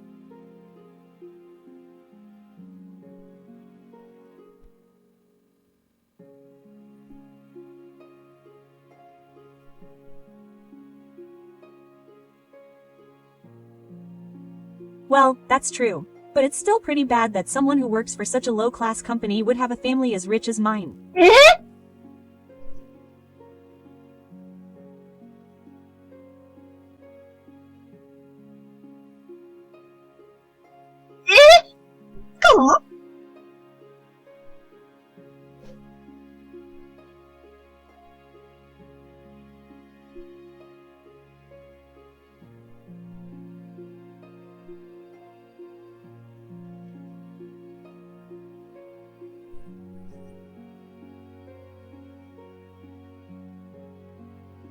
Just as Aoyama-san was slowly recovering and his foul mouth was starting to return, a person suddenly appeared and shouted, "Hey, S."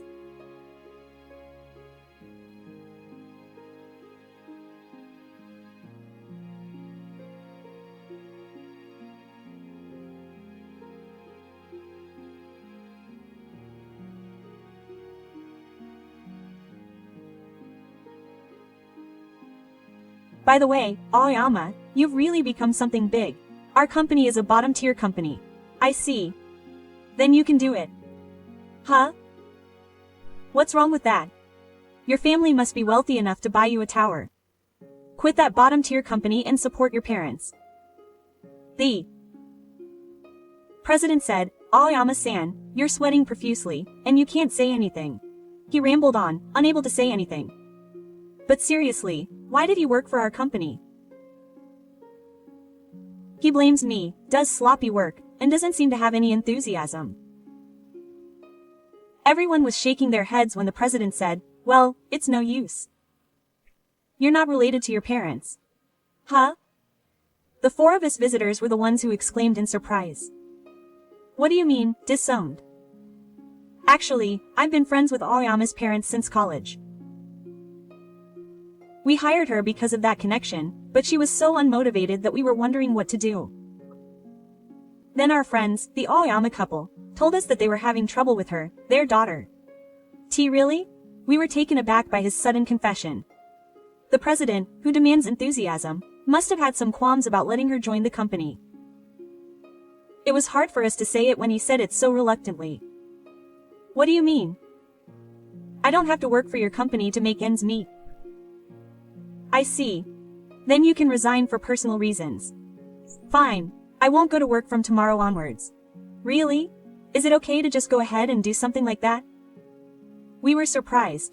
But Aoyama-san wouldn't stop. What's with this bunch of poor people? Let me tell you, I only work because my parents insisted I do, and I'm not short of money. My parents always help me out, and I can live a life of leisure with their money. I'll live a life of luxury in this tower. What should I do? I don't envy you at all. I don't think life is fun if you're not rich in spirit, even if you have money. I completely agree with Haruka-san's words. Also, you keep saying we're poor, but who decided we were poor? That's what Haruka-san said, and Aoyama-san sneered. HMPH, if you're upset, become a celebrity like me. Your parents are celebrities, aren't they?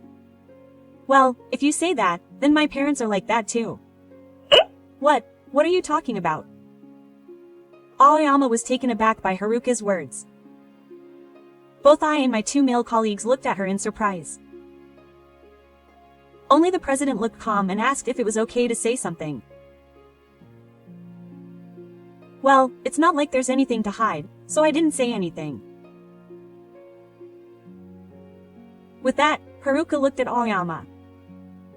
What's going on, Haruka? By the way, why does Aoyama call me and Sayako by our first names? Yeah, I've been wondering about that too. It's not like it's harmful, but it doesn't feel good. We're not friends, even if we're in the same year. Even Haruka and I use honorifics with each other, so there's no need to use polite terms with poor people. And we're in the same year. It was a typical condescending remark. Hearing that, Haruka smiled and said, then I can call you by your first name too, right? Aoyama. Huh? Aoyama was surprised by the sudden call.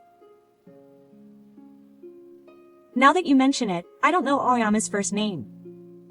Do you know Sayako? No, I don't know either. Then I guess I'll just pick a random name.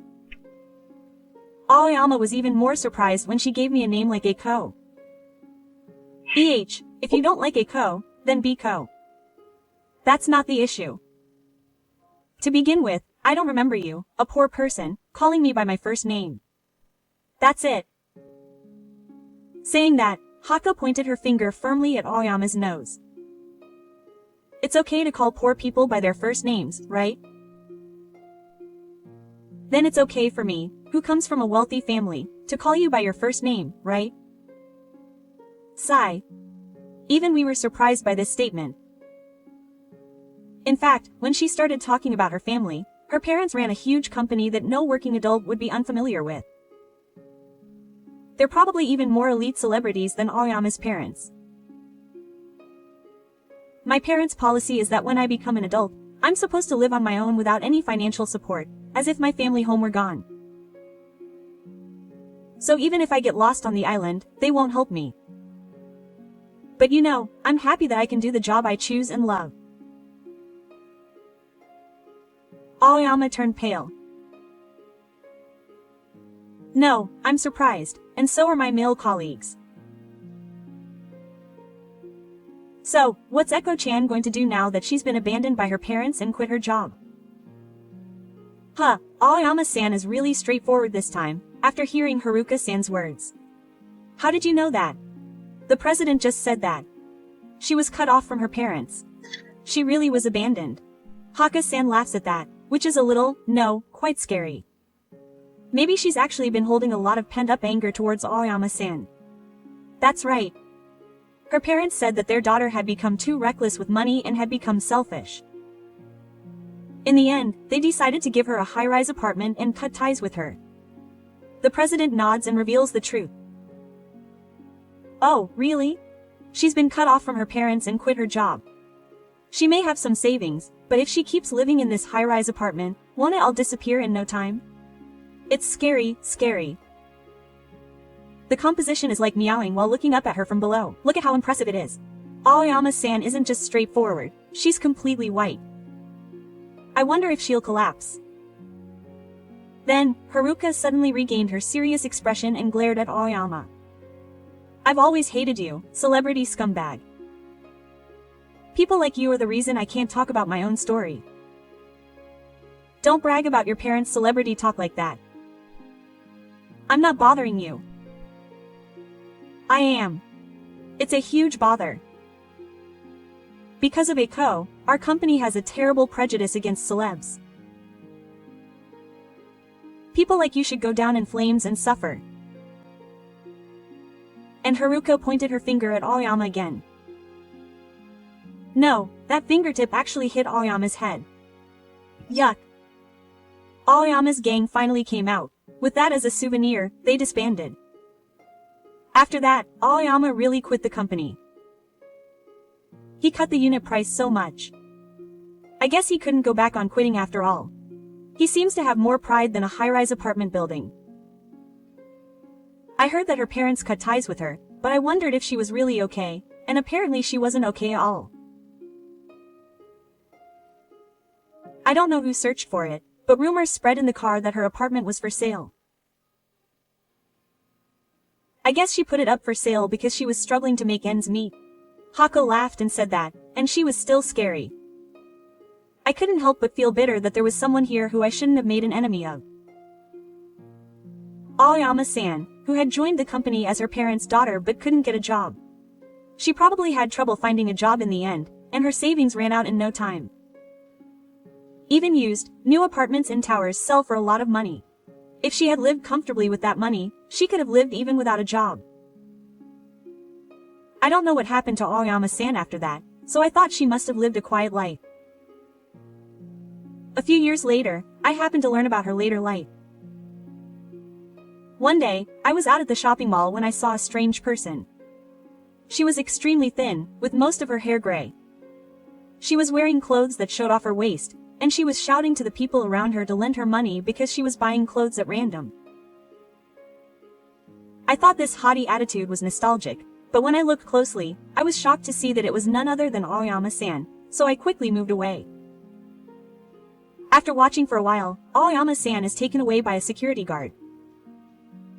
I wonder if he spent all the money he got from selling the tower apartment. He's fallen so low that I can't help but feel disgusted before I can even think about how much he deserves. Quote.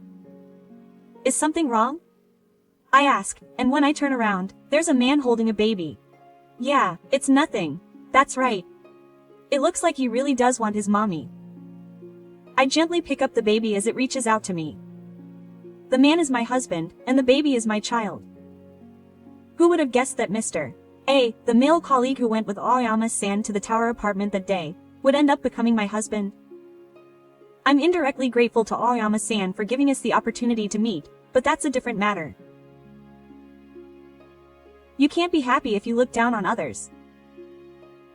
It's more important to have a rich heart than to have a lot of money. I want to teach my children that.